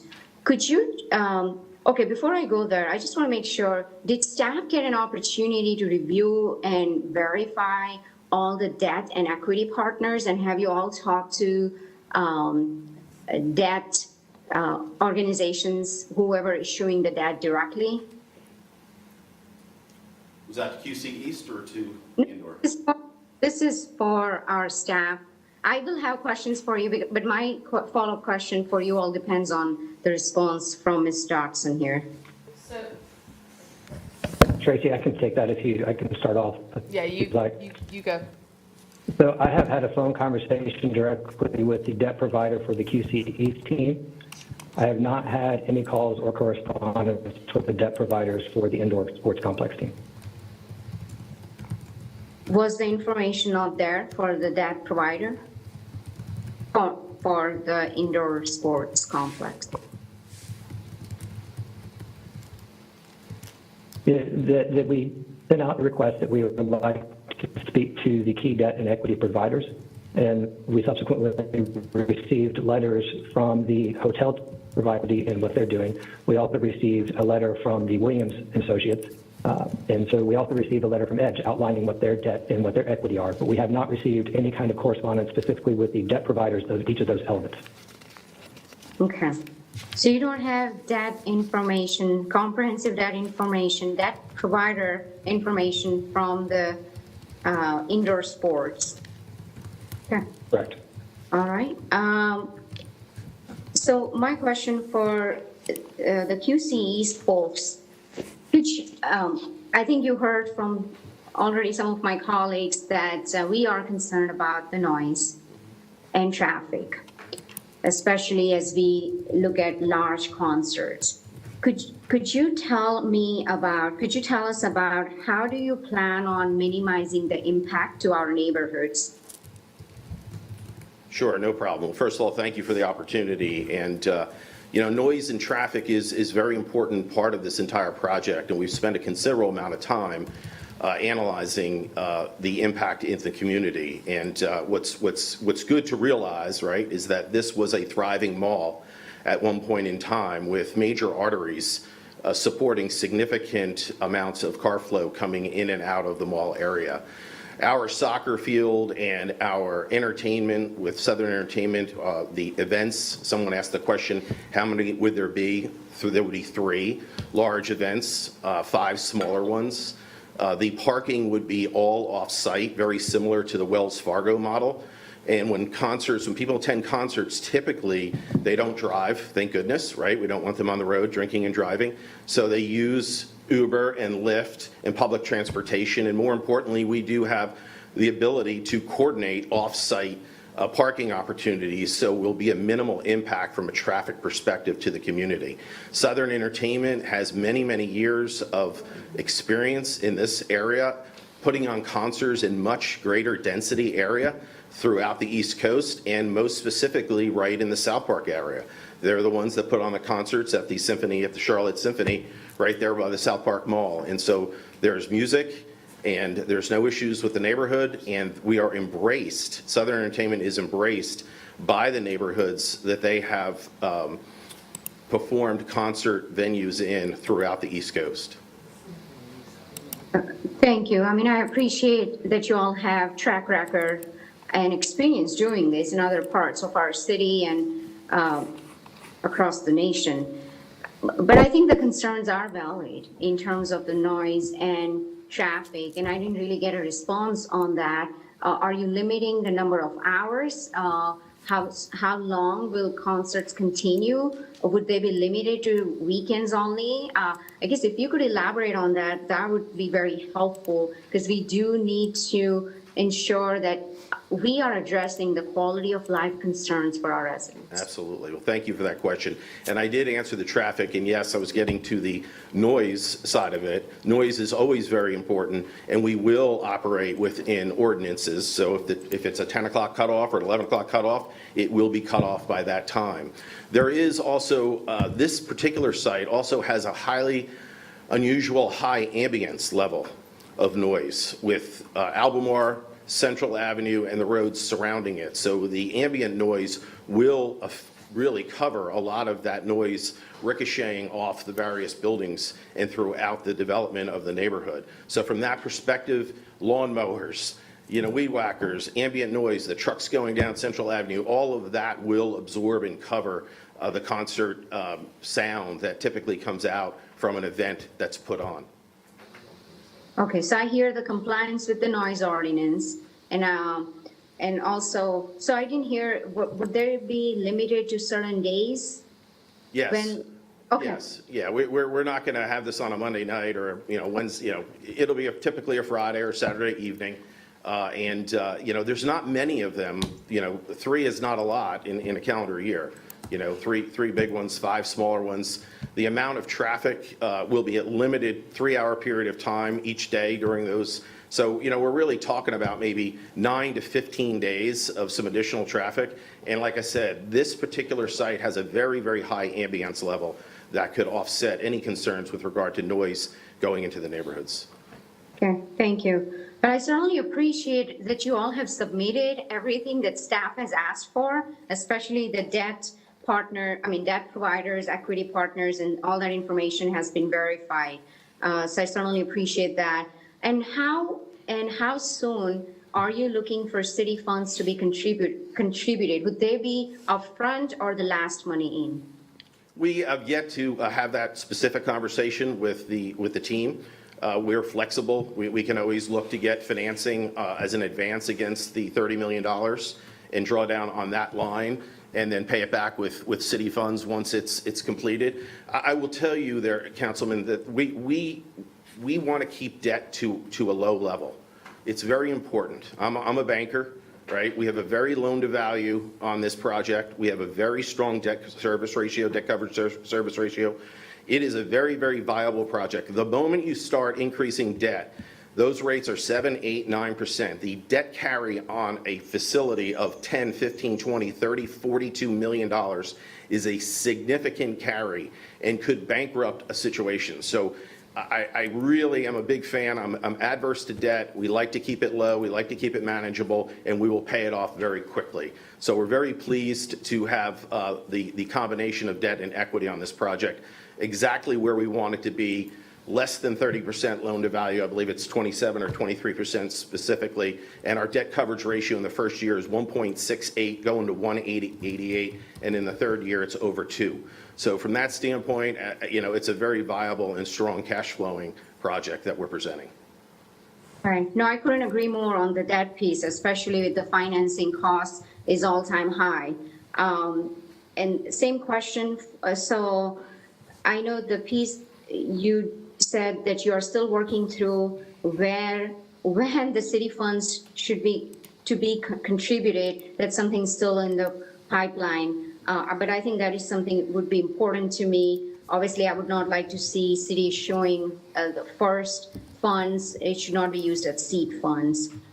Same question for indoor sports. Could you please elaborate on when are you looking for city funds to be contributed?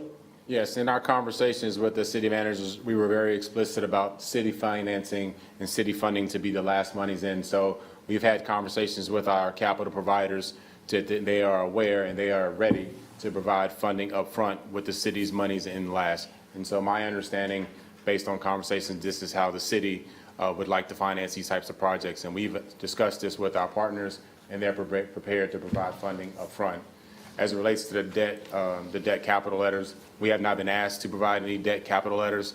Ed Sports Global in particular asked that question during our call. The conversation went down the pathway of it's a letter. Letters are provided to us all the time and things of that nature. So I didn't know what, they wanted to take that down that path, but we can definitely get debt letters. We even actually offered to get debt letters. Ed Sports Global did in particular, so we can provide a debt letter.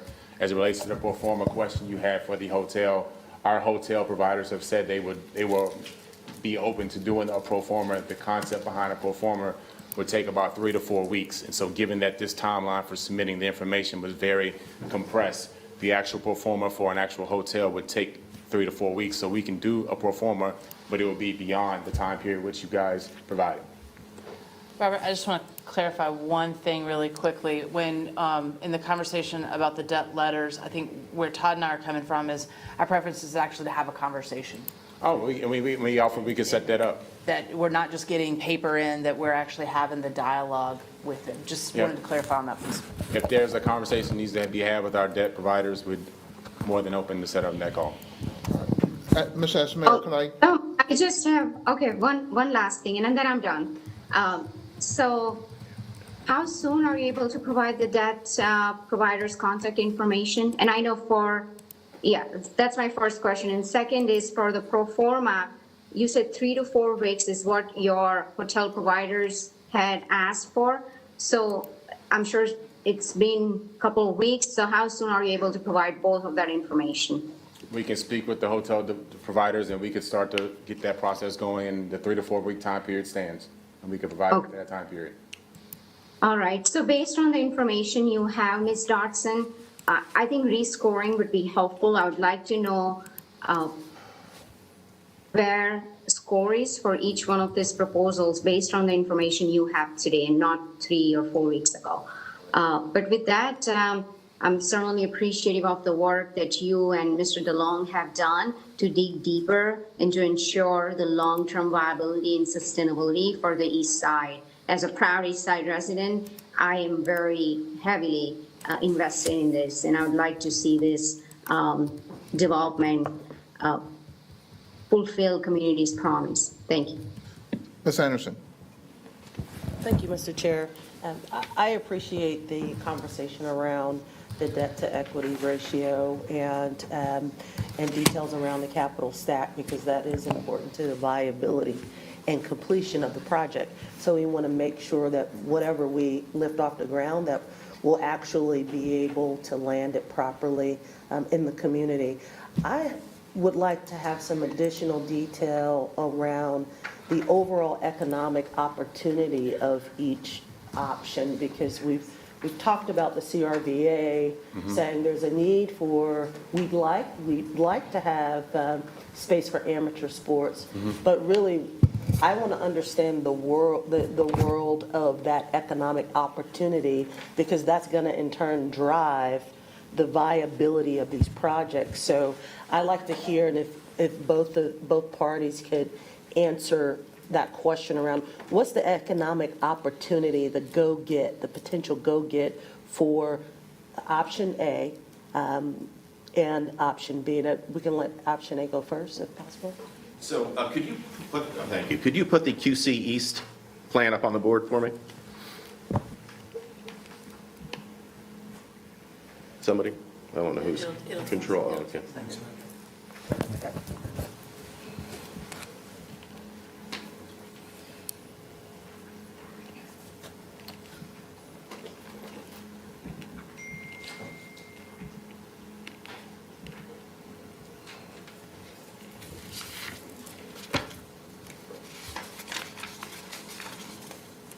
Slide 7.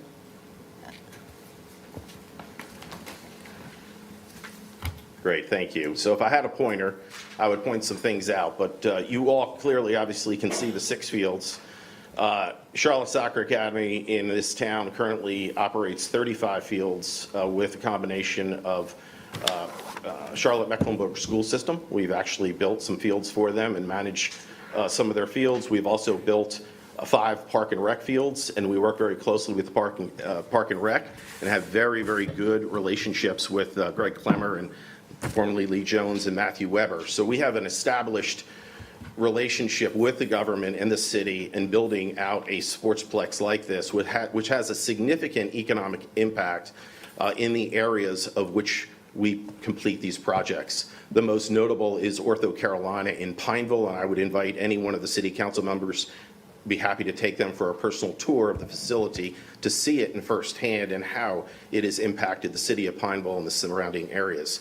We also have our own complex in Palisades in the north, and we also, in the south, and we also have a complex in the north that has had significant financial impact where we developed facilities like this. This one here, though, is particularly exciting because not only will it increase, right now we have 800 and 900 families playing soccer uptown. This will increase our ability to allow for probably another 500 to 600 additional families right out of the chute, with an additional 300 to 400 after that in the second and third year. What's great about that is I've already allocated $100,000 in scholarship money for the folks in that community that have a financial need to be able to play soccer. I think I've heard that perhaps somebody said CSA is very expensive. That's not correct. That's misinformation. We are very reasonably priced. Our rec is $105 for 7, 8, 9-year-olds. It's $185 for our teenagers to play. And then if most of our kids out of the 7,500 families, 3,000 of them are in the rec program.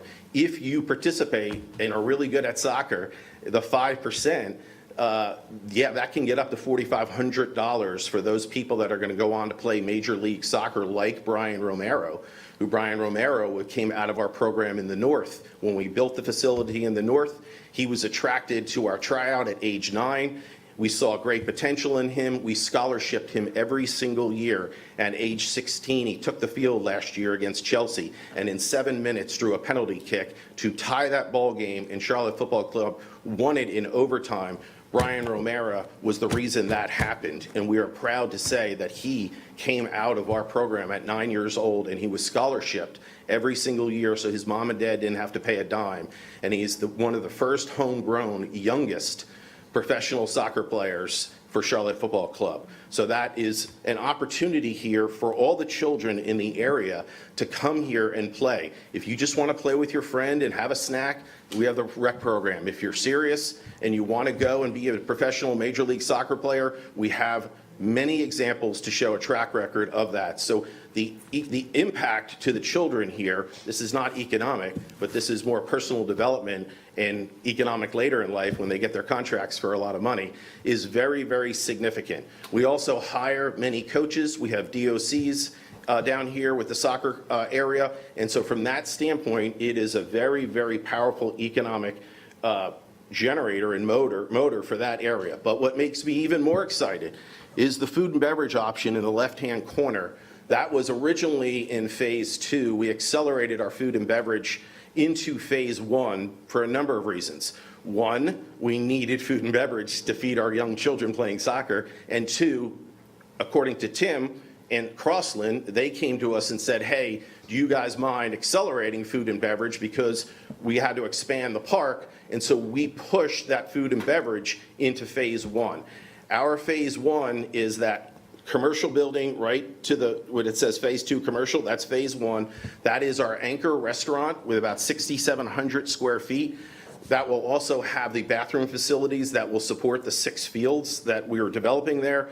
And then below that is a 16,000 square foot gathering area. Think Gather Greenville. It is going to be 8 to 16 food stalls. And so we are going to tap into the ethnic diversity of the neighborhood and literally encourage the local folks, the mom and the dads, the 2 brothers that perhaps have an interest in cooking, whatever. They're going to bring their food that they grew up with here to Charlotte, and we are going to highlight that area in the food and beverage village there to have 8 to 16 different food barns. What we're really excited about it is that will become an incubator. It will give somebody a really easy shot at trying their hand in opening up a restaurant. The monthly cost of that stall is about $1,800 a month.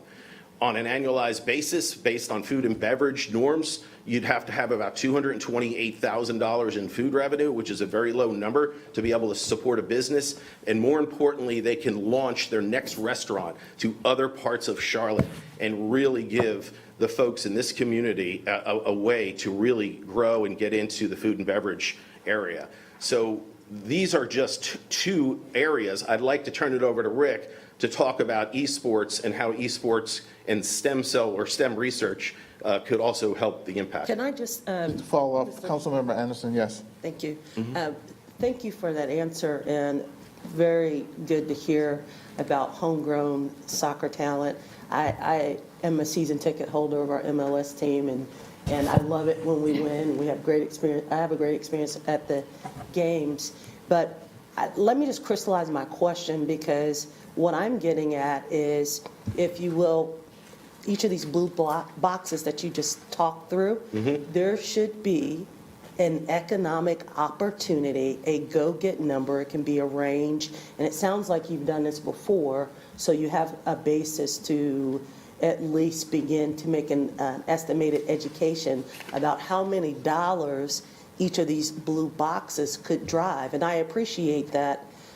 Perhaps the academy would be a smaller number than the village, the hotel, the food and village space. But there should be a dollar amount or a range of the economic opportunity for each of these blue boxes. And it's the same for QC East and this is page 7, and also for Eastland Yard on page 9.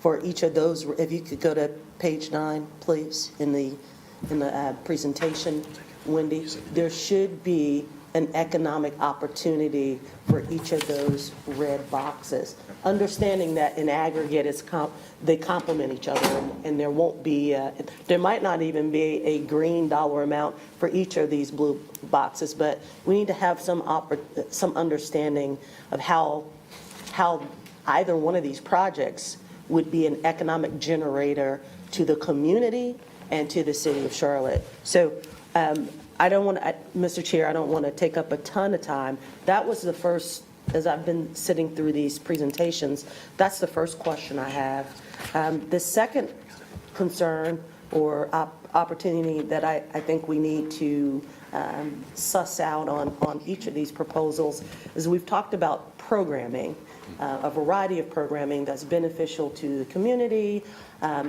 directly on the east side, but also could potentially pull people into the community.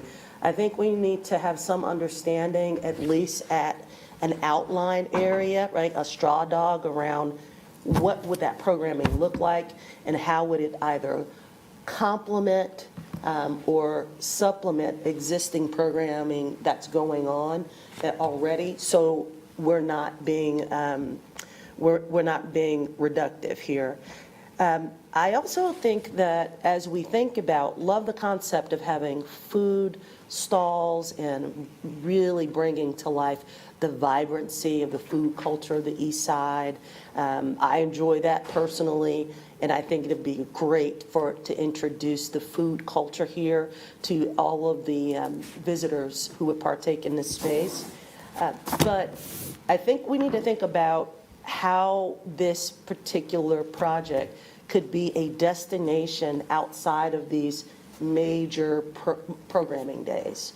So we've heard that with QC East, they effectively have less than 10 major days. I think you said 9 to 15 major days of programming where you have major programs and then smaller events.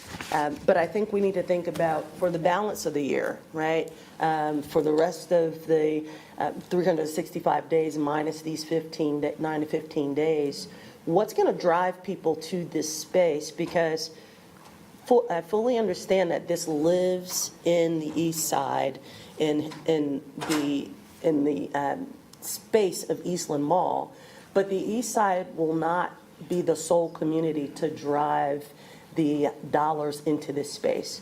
We have to have something to drive people from the entire city, from the entire region, and if done right, it could be a destination. So I think we need to think about that because that's going to continue the economic driving throughout the entire year. And my last comment I want to make, and Mr. Chair, you may already have the information on this, but for the Eastland Yards proposal, there is a limited service hotel that's a part of this proposal. And my understanding is there is an ask for $1 per year ground lease for 99 years that a hotel partner would be able to benefit from this $1 annual lease. I want to understand how that would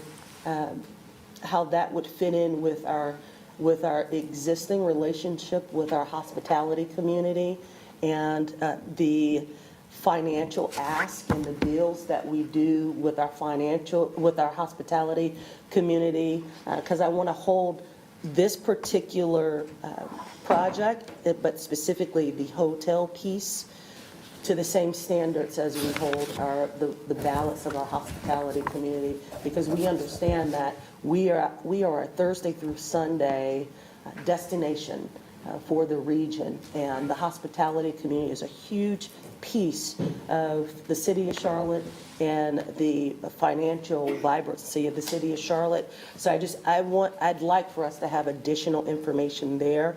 And also, as a part of that ask, there's a $10 million ask that this potential hotel partner would be able to benefit from. So I think we just need to get under the hood a little bit and set some guardrails up about how that piece of this particular proposal would look as we move forward.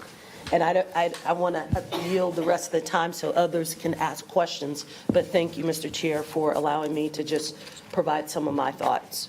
Thank you, Councilmember Anderson. I think staff can respond to your last concern, which I share with you. Tracy? Yeah, so one, I want to go back to what Councilmember Anderson said. I would like for Todd to weigh in on the economic opportunity because I think he's looked at it with lens in both of those.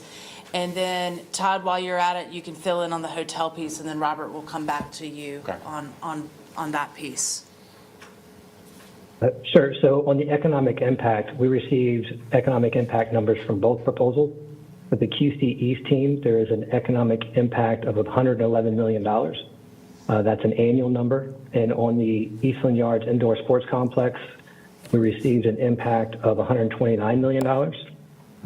One question on the Eastland Yards Indoor Sports Complex was about the assumptions and how that impact analysis was put together. It was done in early 2023.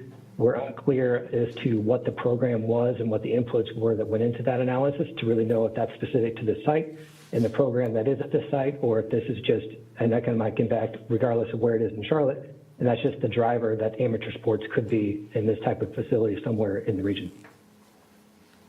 And then on the hotel front, as Tracy mentioned, we certainly share the concerns about the lease and the $1 subsidized ground lease for the limited service hotel.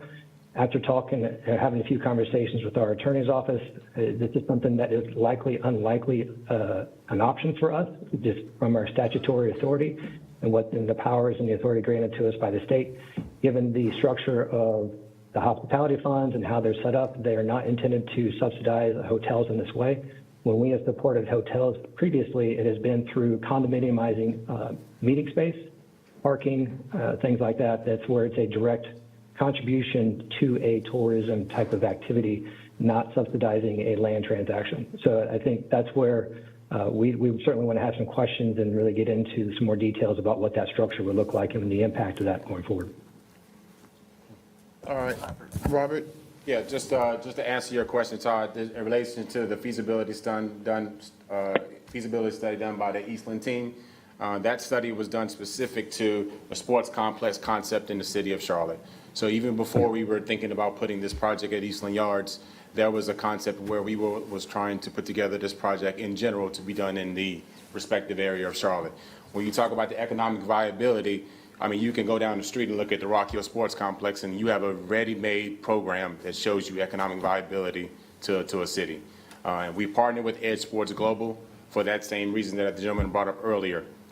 A lot of these programs in these facilities, they have an issue with potentially going bankrupt over time. And we partnered with Edge Sports Global for that specific reason to operate this facility, because they have a track record of success where over 15 of their facilities are economically viable. And so that is another reason why we decided to go with Edge Sports Global, and something that supports our feeling that we can be successful in not just developing this concept, but also being viable for years to come. Okay, I got one question for the QC East team. Other than the soccer and the 8 events, what other activities can we envision at the site throughout the year? Sure. Great question. Our intent, obviously, we've got an indoor hub as well that we will look to program in a variety of different fashions, technically, right? We want to obviously collaborate with the community, and we can host food and wine festivals that are important to the community, and other types of festivals, and food trucks can come out on a Friday.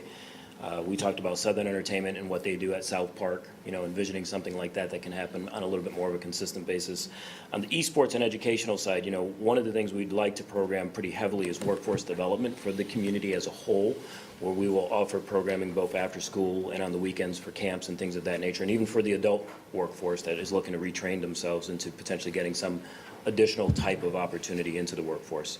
So the hub itself will be central to a lot of different types of activations. If you think of what we see with some of the digital activations, some of the simulators that we'll have on board there as well, that's going to be a very important part of a gathering space, and what some of the opportunities will be from an activation perspective, literally 7 days a week. Now, will it be the large-scale events like Southern Entertainment can provide? No, that's not the point of what the hub is. But the hub is going to be something that will provide consistent activity where the community can literally just pick up on a Tuesday night and say, hey, let's bring my son or daughter over here. We know something's going on. And that's a critical component of what we're trying to provide. Okay. And Councilwoman, if I could add on, when you said about a destination location, besides obviously the events with sports, Southern Entertainment, each weekend we have games, right? And when we play teams from all over the state of North Carolina, and our regional teams and our national teams bring teams from all over the country. And in fact, outside of professional sports in the city of Charlotte, Charlotte Soccer Academy has the largest sports economic impact in the city, with 21,000 room nights that are brought to this city. Those people are eating in restaurants, they're shopping in the shops, and if we get this development, we're projecting to increase that room night just for the soccer side, 9,000 to 11,000 additional room nights, and the Southern Entertainment side is 33,000 room nights. So the economic impact, this will be a destination location. We will have regional, national soccer events here. It's not just 6, 7, 10 days a year. We will really make this a destination location, and in QC East will embrace all of the folks on the east side of the city, and they will be proud, and we will be proud of working with them. Let me ask one quick question. I'll go to Mr. Driggs. He has not spoke yet. Well, because I know I'm conceding to everybody, it's one part that I would like to highlight with your permission to make sure that we understand well, but I'll wait. All right, so let me ask my question first. Do you have a series of questions, or? No. Okay, all right, so quick question. Like everybody else, right? I get it. Trust me. Who covers cost overruns on both projects? We have contingencies, pretty significant. Our team will cover cost overruns. All right, quickly, Councilmember Ashman, Malina, sorry. Thank you so much, Mr. Chairman. I wanted to highlight something that kind of just blows by, that stuck out to me like a sore thumb. So I know that QCE said that they had a component that could possibly include a hotel, and I know that our indoor sports complex does as well. So basically what we're saying in a nutshell is that it cannot exist because of the $1 ground lease. I need to make sure that I'm clear in my understanding of that. Like, what does the statute say based on what we can and cannot do in what would be a ground lease subsidy, and have the two of you explain what that means. So I'll take my little part first. That hotel is in phase 2. And when we've did the analysis and the due diligence and met with our bankers, this area is not ready for a hotel yet and will fail. And so we are not going to recommend doing the hotel in phase 1. This area needs to be developed. It needs to stabilize for 2 or 3 years. And then we can look to a hotel in phase 2. And by the way, there's not a lot of banks' appetite for financing hotels right now. So from that standpoint, while the hotel stays in phase 2 with us, it is not very likely for the next 3 years. Okay, and same for you? The hotel is firmly a part of phase 1 for us. Okay, and how is that impacted by what we just learned from a state statute perspective? In other words, it can't be, from what, Tracy, can you re-explain that? I want to make sure that I get that. I need to hear that, like what, that just kind of blows by. I need to make sure I understand that, because I didn't know that. I'm just not create confusion. I'm going to ask Todd to explain it because he just explained it. I don't want to try to reword it and create confusion. Okay. Yes, so just from the conversations I've had with our attorney's office, subsidizing a transaction with a hotel just would not be a permissible activity or use of the funds that we have based on their interpretation of our charter and of our statutes. Okay. For-profit So, Because it's a for-profit business. Okay, so would that then change you guys? Like, is that something that would significantly change your project as a result of what, the attorney has delivered? Yeah, so as far as we information? had that conversation. So the conversation that we had specifically was the $1 a year, 99 years for the 29 acres versus carving out the 4 acres for the hotel specifically and letting the hotel operator purchase that particular portion of the site. It would come back to us that they could not purchase 4 acres within a 29-acre type of land. So is that iteration, is that a part of your current proposal? I don't recall seeing that in the recent iteration of the proposal that I have in my hands. Is that? Our recent iteration of the proposal was stood firm in the 1 year for $1 for 99 So you would need to then update that to That's new reflect information the that's been information? presented right now. Okay. That's- I mean, it's new for me too. That's why I wanted to make sure we kind of isolated that information to make it very clear to, the committee and the public. Okay, I'm sorry, I concede. Councilmember Drake. Okay. Obviously, the difficulty here is there are a lot of moving parts, and trying to assign importance to all the moving parts in order to come out with a preponderance or a decision is what we're challenged with. I do have a question for Eastland Yards. The $1 lease, what value do you associate with that in present value terms? How much is that worth? The $1? The $1.99, it's essentially a gift of the land. So what is your assumption about what that land is worth? Because that's a piece of our structure, right? I mean, you've got the public capital costs. You haven't factored in the lease in terms of the ratios or the percentages. So what is the number that is properly associated with that land? Well, you were looking at the numbers between 150,000 acre to 200,000 an acre in that particular area. 200, and that is based on what comparisons? That's based on when we first asked about purchasing the land initially. That is what the city had come back with when we asked about purchasing the land versus leasing it. Todd can correct me if I'm wrong, but my understanding was that land itself was between 150,000 acre and 200,000 an acre. I would have to look into that, but we are talking about some millions that really need to be properly recognized. The issue with the hotel, or let me back up, the CRVA has a priority of trying to drive visits to the city, right? That's one dimension of what we're thinking about. We are also thinking about the benefit to East Charlotte and other benefits to the city. So in my mind, that's why the CRVA prioritization comes out different. I will also mention this completion issue that everybody recognizes is not just one thing. It's potentially the only thing. I mean, we saw what happened in Rock Hill. Right there in Eastland, we had a guy named Bert Hess come along, and we gave him a 6-month exclusive to pursue a plan that, frankly, I thought was harebrained from the outset. I mean, the guy had $1 million, and he was trying to create an $80 million kind of outcome there. So I really don't want to be on city council when the day comes that we made a decision in the near term that went bad, and we have to explain to you how we could be, so short-sighted.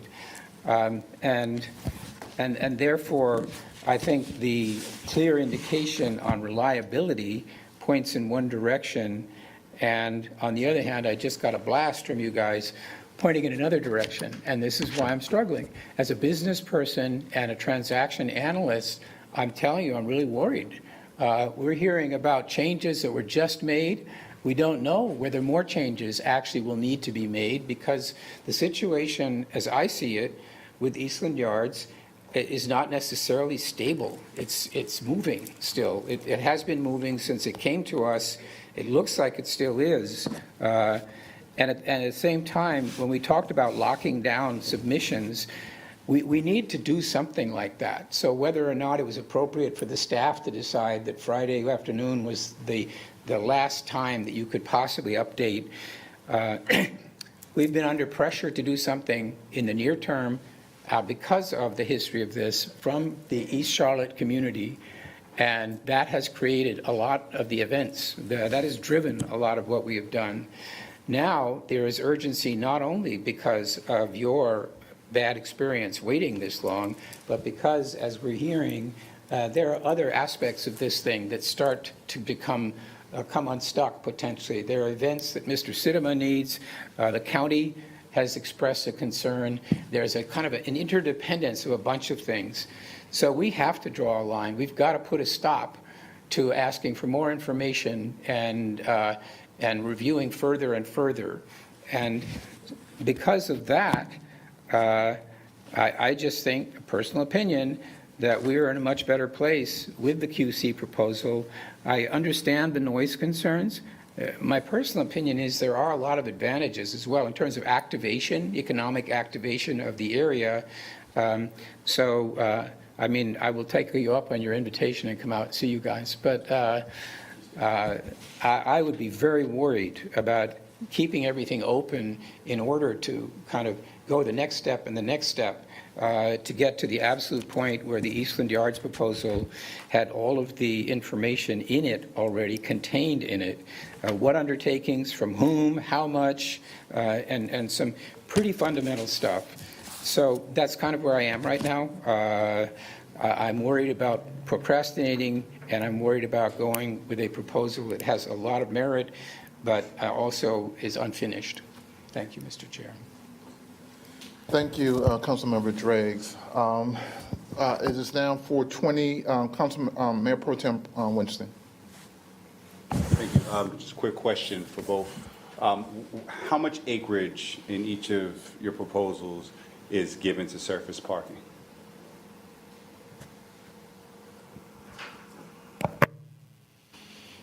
I don't have the specific, acreage. I will tell you that we have 650 spaces allocated for this, and Ortho Carolina Sportsplex in Pineville has 425 spaces, and there is no issue with our folks rotating in and out.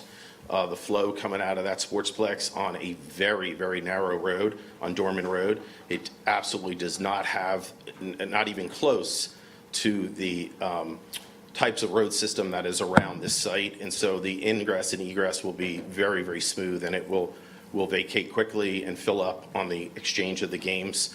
And with regards to the businesses, there's plenty of parking there for all the different food villages and the anchor restaurant that's there. So I'm very confident that 650 is plenty of parking for what we're looking to do here. As far as exact acreage for parking and stuff, I don't have those specific figures, but there's 944 spaces in total, 524 spaces for the sports facility, 295 spaces for the hotel and the fields, and 125 spaces for retail. Thank you. Okay. Thank you very much, both of you, for being here today and answering our questions. Tim, thank you for being here as well. If you guys can release yourself from the table. Now the committee is open up for a committee discussion. And so Councilmember Ashmere, Councilmember Driggs, and Councilmember Molino are the voting members. Councilmember Anderson and Mayor Pro Tem, welcome to join the discussion. It is now 4:25. The floor is open for discussion. Councilmember Molino. Thank you so much, Mr. Chair. This is tough for me because I'm directly held accountable by the voters of East Charlotte. And I guess I would have to opine that, in an ideal world, we would have an infinite amount of time to continue to discuss the specifics around what we should do and the specifics of the iterations that we've received. But obviously, we don't have that time. And based on the information we have in front of us, we have a clear recommendation from both staff and our master developer that I feel like we have to consider, notwithstanding the voice of the community. So I know that there's been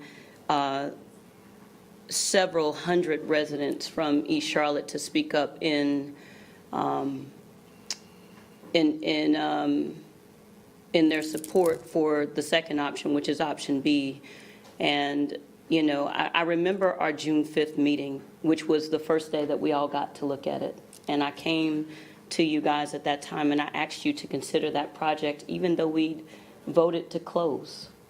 And I appreciate you open, and I agree with Councilmember Driggs. I think we need to now make sure that we're absolutely specific in where we would like to set that definition as a body. Are we keeping this open? Are we closing it? What is our appetite to continue to have this conversation?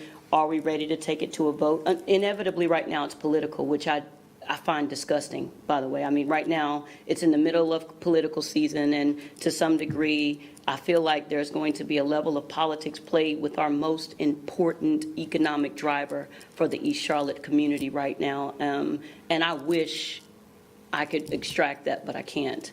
And so I think we have a job to do. The first, and from my place of understanding, we need to set definition on where we are and what appetite we have to continue to have these discussions, and how we would like to receive, changes to iterations or not.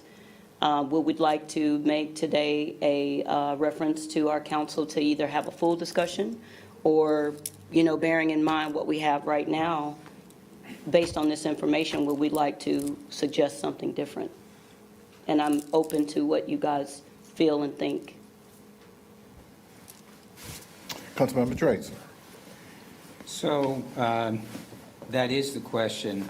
I don't believe this committee is in a position to sort of kick the can further down the road. I think this committee needs to provide to the full council a conclusion of our work.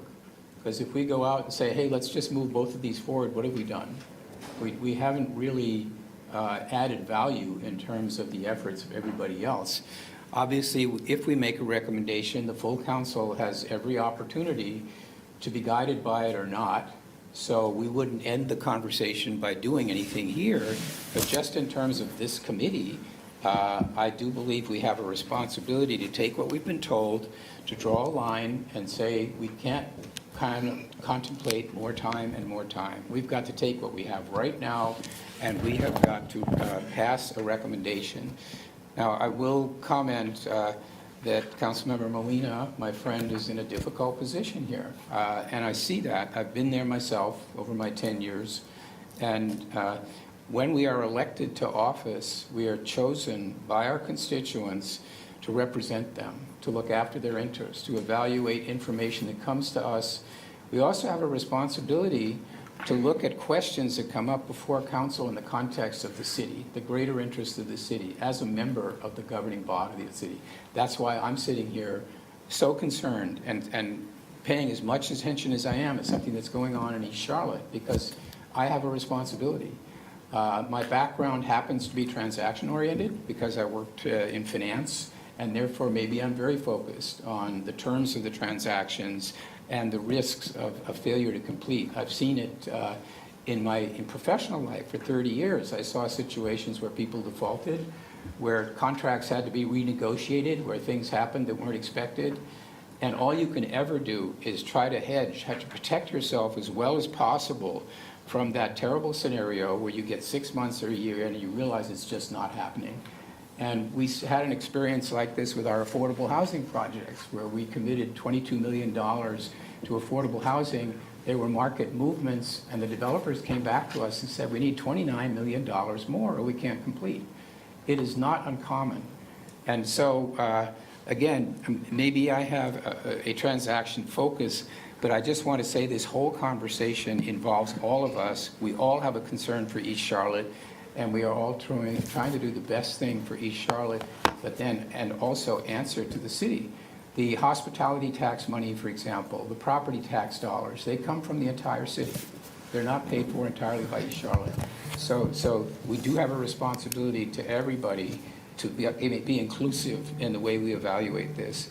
And that's how I've arrived at my conclusion, which is that this committee owes it to the full council to make a recommendation. And my personal suggestion is that we move forward with the QC thing in order to move forward, and that we evaluate the Eastland Yards proposal in terms of what kind of partnership we might have with those entities to create amateur sports, because there was a lot of merit in the thinking they did, the ideas that they had. We do have capacity to pursue other projects, but I feel that in the situation that we're in right now, the best thing we can do is recommend to the full council we proceed with QC. Thank you. Councilmember Ashmira, any comments? Yes. Thoughts, suggestions? Thank you, Mr. Chairman. This is certainly not an easy decision. And I do want to send a message to our community that we took our time to fully vet both proposals.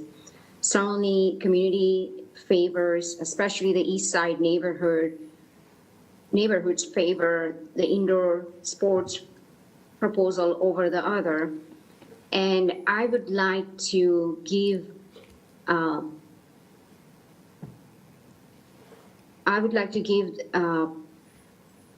indoor sports an opportunity to submit the documentation. And I think that's a timeline we got to as a council, agree to. There's certainly certain information will need to be revised, especially the hotel component, because we cannot use our hospitality funds to subsidize a hotel development. And based on that, I think we need to decide on that. I'm certainly impressed with the QC East proposal, especially their debt verification of their debt provider along with equity providers. Certainly that is something that speaks to the financial stability of the proposal. And I think we got to make sure we are giving other proposal an equal opportunity. Time is of the essence, Mr. Driggs. I do agree we do need to move fast on this proposal. But at the same time, this is more than transactional. I think we owe that to the East Side residents. They've asked us, they've asked Councilmember Molina, they've asked me, and they've asked a number of us to fully vet both proposals. Their concerns around noise and traffic are valid. And I cannot make a decision off of what I've been told today in literally 3 minutes, that this is how we are going to address traffic and noise. I cannot make a decision off of that today. I need objective advice on how noise and traffic will be addressed, and what tools that we can leverage as part of this negotiation to address those very key important issues. Yes, financially, this proposal makes sense, but this is more than transactional. As I said, I think quality of life issues need to be addressed, and those are very important if you're living literally a block from there or less. So I'm not ready to make a decision on this today. I would like council to fully review both proposals, get an objective opinion on the noise and traffic, and then go make a decision from there. Thank you. Thank you, Councilmember Ashmere. Last, and I'll make my comments, and then we'll do what we got to do in 25 minutes, 20 minutes. Last May, the mayor and the city manager came to me and informed me that Tepper Sports and Entertainment was withdrawing from Eastland Mall. That left a 29-acre hole. Since then, Tepper Sports and Entertainment has relocated to the east side of Charlotte, and that grand opening, I think, is sometime this month. And so while they relocated from Eastland Mall, they still remained in the Charlotte. In August of last year, we had the groundbreaking for Eastland Yards. And we talked about affordable housing, senior housing, a 4.5-acre park, retail space. We approved, talked about the TAG, the necessary infrastructure that we needed to do to ensure that whatever project that was there moved forward. December, we received an unsolicited proposal from Charlotte Serves to do a tennis venue there. In January, staff did a public notification that we did receive this proposal and gave the public notice that anybody else that wanted to submit a proposal could do so, and that they were told to do it by February. February came, we had Charlotte Serves, Target, and an aquatic center. This council, this staff, this committee told the staff to go and score those applications for us. They came back in March, and we told them, based on their scoring and their early evaluation, none of them met the grade. None of them met the grade. And we gave them 60 days to go back and refine their proposals. That was in March. In April, that came to May. April, we had a meeting that was just as fun. And then May came. Let me go back to March. We also said that any other developer who wanted to submit a new application could do so. That's what we said. So anybody in the community that wanted to do that could have done that, and QCE stepped up and they submitted their proposal within the deadline of May 1st. Actually, they submitted it in April. At our May meeting, we cut target. We heard from the community that they were not interested in the target there, and we cut them. And we received the application from QC East, which left QC East and which was the other one? Carolina Serves. Carolina Serves. They stood standing. June came, we cut Carolina Serves by staff recommendation. We also added Synergy. 30 days after the deadline had passed. We made that exception with the understanding that they knew that they were a late entry into the scenario and that they would come back and dot I's and cross T's and provide the necessary information in a timely manner so the council can make a decision. That's what we said. And we also said, through our council readout, that we wanted this information to be scored quickly. We all said that, right? July came, we did not have a staff ED committee meeting, no committees met, but because of the time pressures of making sure that one side of the facility was talking to the other side, staff made a presentation to the council based on their scoring of QC East and their scoring of Synergy and giving us their public recommendation. We were going to the public and have a public meeting. We said we would do that.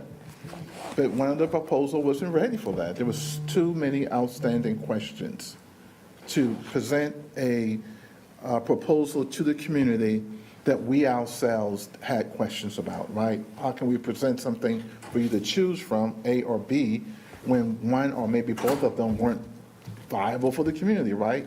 We didn't want to give you a false choice. So here we are today in August. And we put a lessons learned, Councilmember Anderson, is that we will never, ever take an unsolicited bid for a major economic development project again. Please, no. Because there's no guardrails. The community's involved, as it should be. In some cases, too involved. Everyone's picking sides. Council members are involved. It's challenging the expertise of our staff, who has done an amazing job in terms of being honest brokers, looking at both applications, trying to do the best due diligence for the community that they could. Let me backtrack to June, this timeline I had. The council said that we would earmark $30 million for any project. We wanted to demonstrate to the residents of Eastland Mall area that we were dedicated to the project, that the money was there, that we were putting our money where our mouth was by a public resolution. We did that. So the money is there for a development project for Eastland to work in conjunction with Carson Southeast to have this regional destination. We're not talking about this is a regional destination. I remind my friends that Beyonce is going to be in Uptown Charlotte Thursday with over 70,000 folks, Uptown Store residential area, with a traffic grid system and noise. They have Panthers game. They have events in UNC Charlotte. They have events in South Park with the concerts. So I respect and understand noise and traffic and all those things. I get it, but we have events throughout the city where all those things are always taken in consideration, right? And we will do that as well, right? If one proposal leaps over the other. So I think it's time for us to kind of, tell the community what we want to do, right? And where we're going. And my first thing is to protect the public investment. That's $30 million. That's everybody's tax dollars, whether you live in the Eastland Mall, District 5, or whether you live in District 2 or District 6 or whatever, it's your dollars. And so the first thing is to protect the dollars of the public. Two, to have a viable project. You know, the easiest thing to do is to build what they want to build. That's easy, right? And that's hard in itself. The hardest thing to do is the day-to-day operation, management, and upkeep of the facility once it's built. Those costs are forever. And so, as a council member, as a committee, I hope my committee members will look at, okay, we don't want to be back here 5 years from now, I won't be here, but other council members trying to resolve maintenance issues or finance issues with either proposal. So which proposal have the financial wherewithal not only to build the facility, but to maintain and operate it once it's built, right? Those are the, now, whether it's Project A or Project B, I'm agnostic, right? I just want a good project that fulfills the mission, that Tim can have some certainty that as he continues to build and construct the housing and that he know there's some certainty on the other side, that we have not just project over here and one project over here, one project that talks to one another, that makes it whole for everybody, that we protect and respect our county partners because they've helped us out with the TAG, they helped us out with the 4.5 acre park. They have a say and a voice in this as well. And so I say all that to say is it's time for us to make a decision. So as the chairman of the committee, the floor is open for any motions that someone would like to make as we move this forward. Mr. Chairman, just one thing, you know, because I'm listening to Councilmember Ajmira, and what I hear her saying essentially, and it's an inclination of mine as well, to refer both proposals to the council for discussion. However, with that being said, I think we need to make sure that, and that's one of the reasons I prefaced my statement with, are we leaving this open for revisions until that time? Because obviously at this point, we have one definitive answer in that the current iteration for the indoor sports complex right now doesn't even meet the legal requirements for what they're intending in phase one, right? So do we want to, and will it be fair to, and that's also a really tough question, to the proposal that's ready to say, hey, we're going to give you, time that you may or may not need to update an iteration, and also so that we can give the other one a chance to get ready, so to speak. And so I wonder where we are with that, if it, were to go to the full council for a discussion. If both were to make it to the full council for a discussion, is that something that we're willing to even entertain? And make no mistake, right now staff is in a tough position. You've done what we've asked you to do. And I'm reluctant to ask you to do more, because we did give 60 days to the last two proposals, and we did make a tough decision, in our May meeting. So I'd like to have clarity. I guess I see you have your hand raised, and I can't call on you, but I'll concede to that and see where you guys stand with that. Okay, so Councilmember Drees, and I'll, before he asks his question, I think there's a couple of things that we need to figure out. One, whether or not we're going to accept any more information. Yep. And at some point in time, Yep.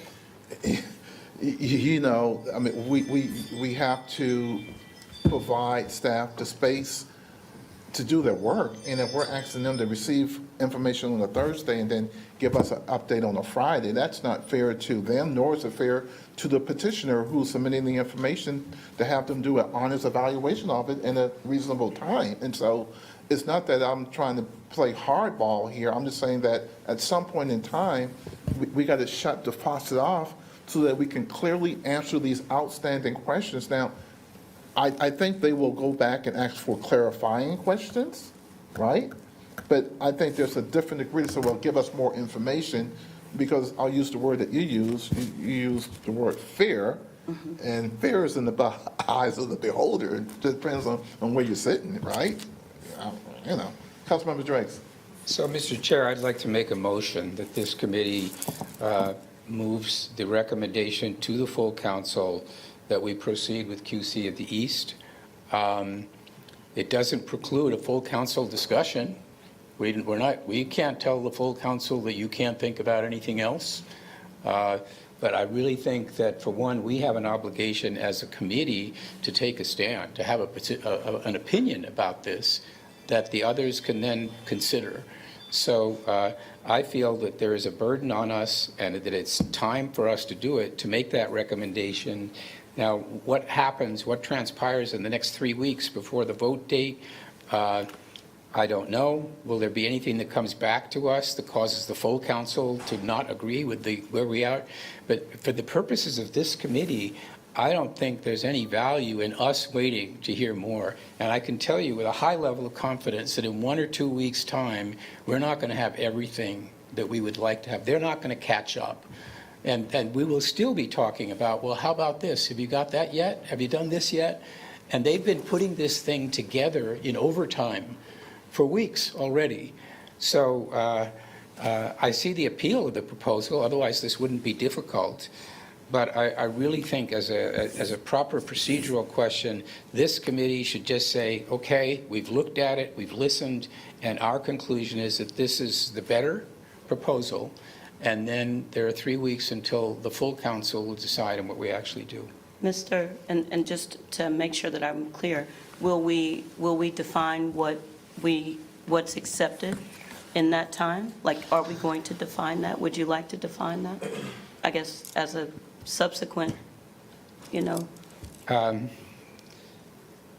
mean, I guess the motion could say that we would allow Ms. Dodson another week or something for supplemental information that could be included in the presentation to the full council to be submitted. Yeah, what I would ask for is that any open questions council members have, to please give them to us so that we can verify if the question has actually been answered, right? What I don't want to do today is get here in a back and forth of like, well, actually, this is in an email. We have been documenting everything that has been coming in, but I just want to make sure that we're going with the information that we have here. So if you all have additional information that you would like to see, then we take those questions in. We can assess if we've had that information or not. If we don't have that information, then we can ask the petitioners for that information versus the question going straight to the petitioners and then the petitioners modifying what they've already given us.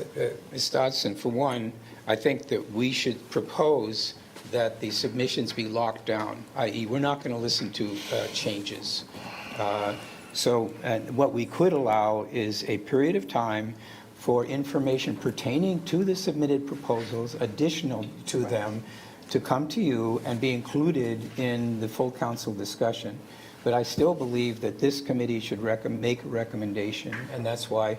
So I offer the motion that this committee recommends, the QC of the East, that this committee proposes that we lock down the proposals that have been given to us in terms of their substance, but that we keep open the submission of additional information that might be needed for the full council to consider it for, what, 1 or 2 weeks? I'd say 1 week. 1 week? For a week. Yeah, and I'm asking for that definition so that, because I feel like that's a failure, that we, I don't want to ever have that leave you wide open, right? So I think we need to be absolutely like specific around what time, if any, right? Is there time coming out of this? Is there time to change or not?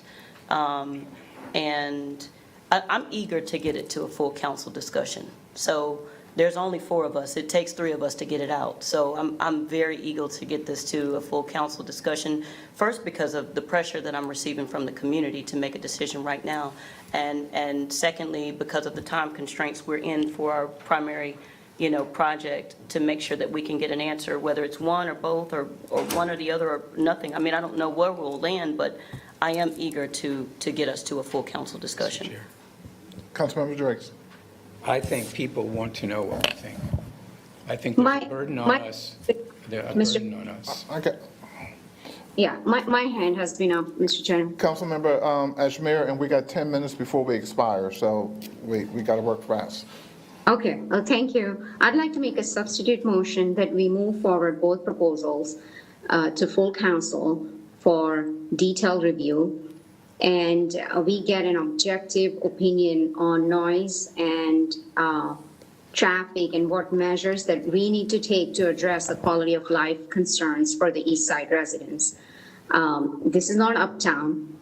These are neighborhoods. These are N1 neighborhoods that we got to be very mindful of as we move forward with the proposals.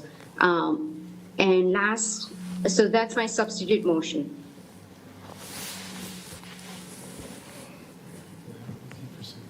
Would you like me to repeat my substitute motion? I heard, we all heard you. We're just, everyone's contemplating and thinking. There's two proposed motions. None of them has gotten a second yet. Councilmember Molina. Thank you, Mr. Chairman. So I know just listening to that, we're deadlocked. It's a deadlock, right? I think as a body, do we want this to come out of committee today? I want a full council discussion so that we can see what the full body thinks, but we can't do that unless we can get it out of committee. And so, we have to make a recommendation to the council in order to have the discussion, because if we stay deadlocked here, then we're not going to get it out to the council for a discussion. So I'd like to see us think of what resolution will make sense, one that we can get behind, and not to say that I don't agree with what you're saying, because I live with you also on the East Side, Councilmember Ajmir. I don't want us to be deadlocked here, though, and not be able to get out to the full council. So bearing in mind what you said is absolutely valid, I want to make sure that I'm clear on the primary motion that this doesn't preclude us having a discussion on both items. Is that correct? I don't see any reason why a decision by this committee to move to full council excludes the freedom of full council to look at whatever they want.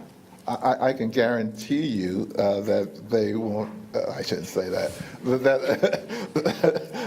that it will be a full council discussion. And so even if we were, and we're talking hypothetical, right?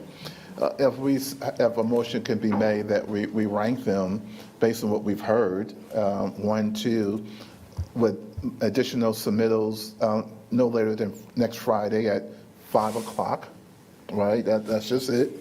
I mean, we ranked them in order based on what we've heard. We've heard from staff. We heard from the master developer. I think from council members that QCE's is ready to go. They would be 1.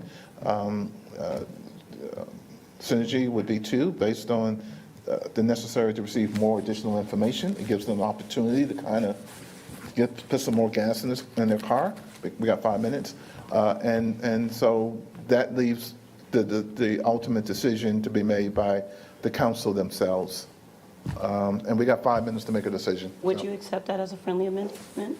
So then I would amend my motion to say that this committee recommends to the full council that we find the QC2 proposals preferable, that we feel that additional submissions related to Eastland Yards should be accepted. Clarifying information. Clarifying information, that the proposal is locked, but clarifying information should be accepted by Friday, and that implies the understanding that the full council has the freedom to look at both of them.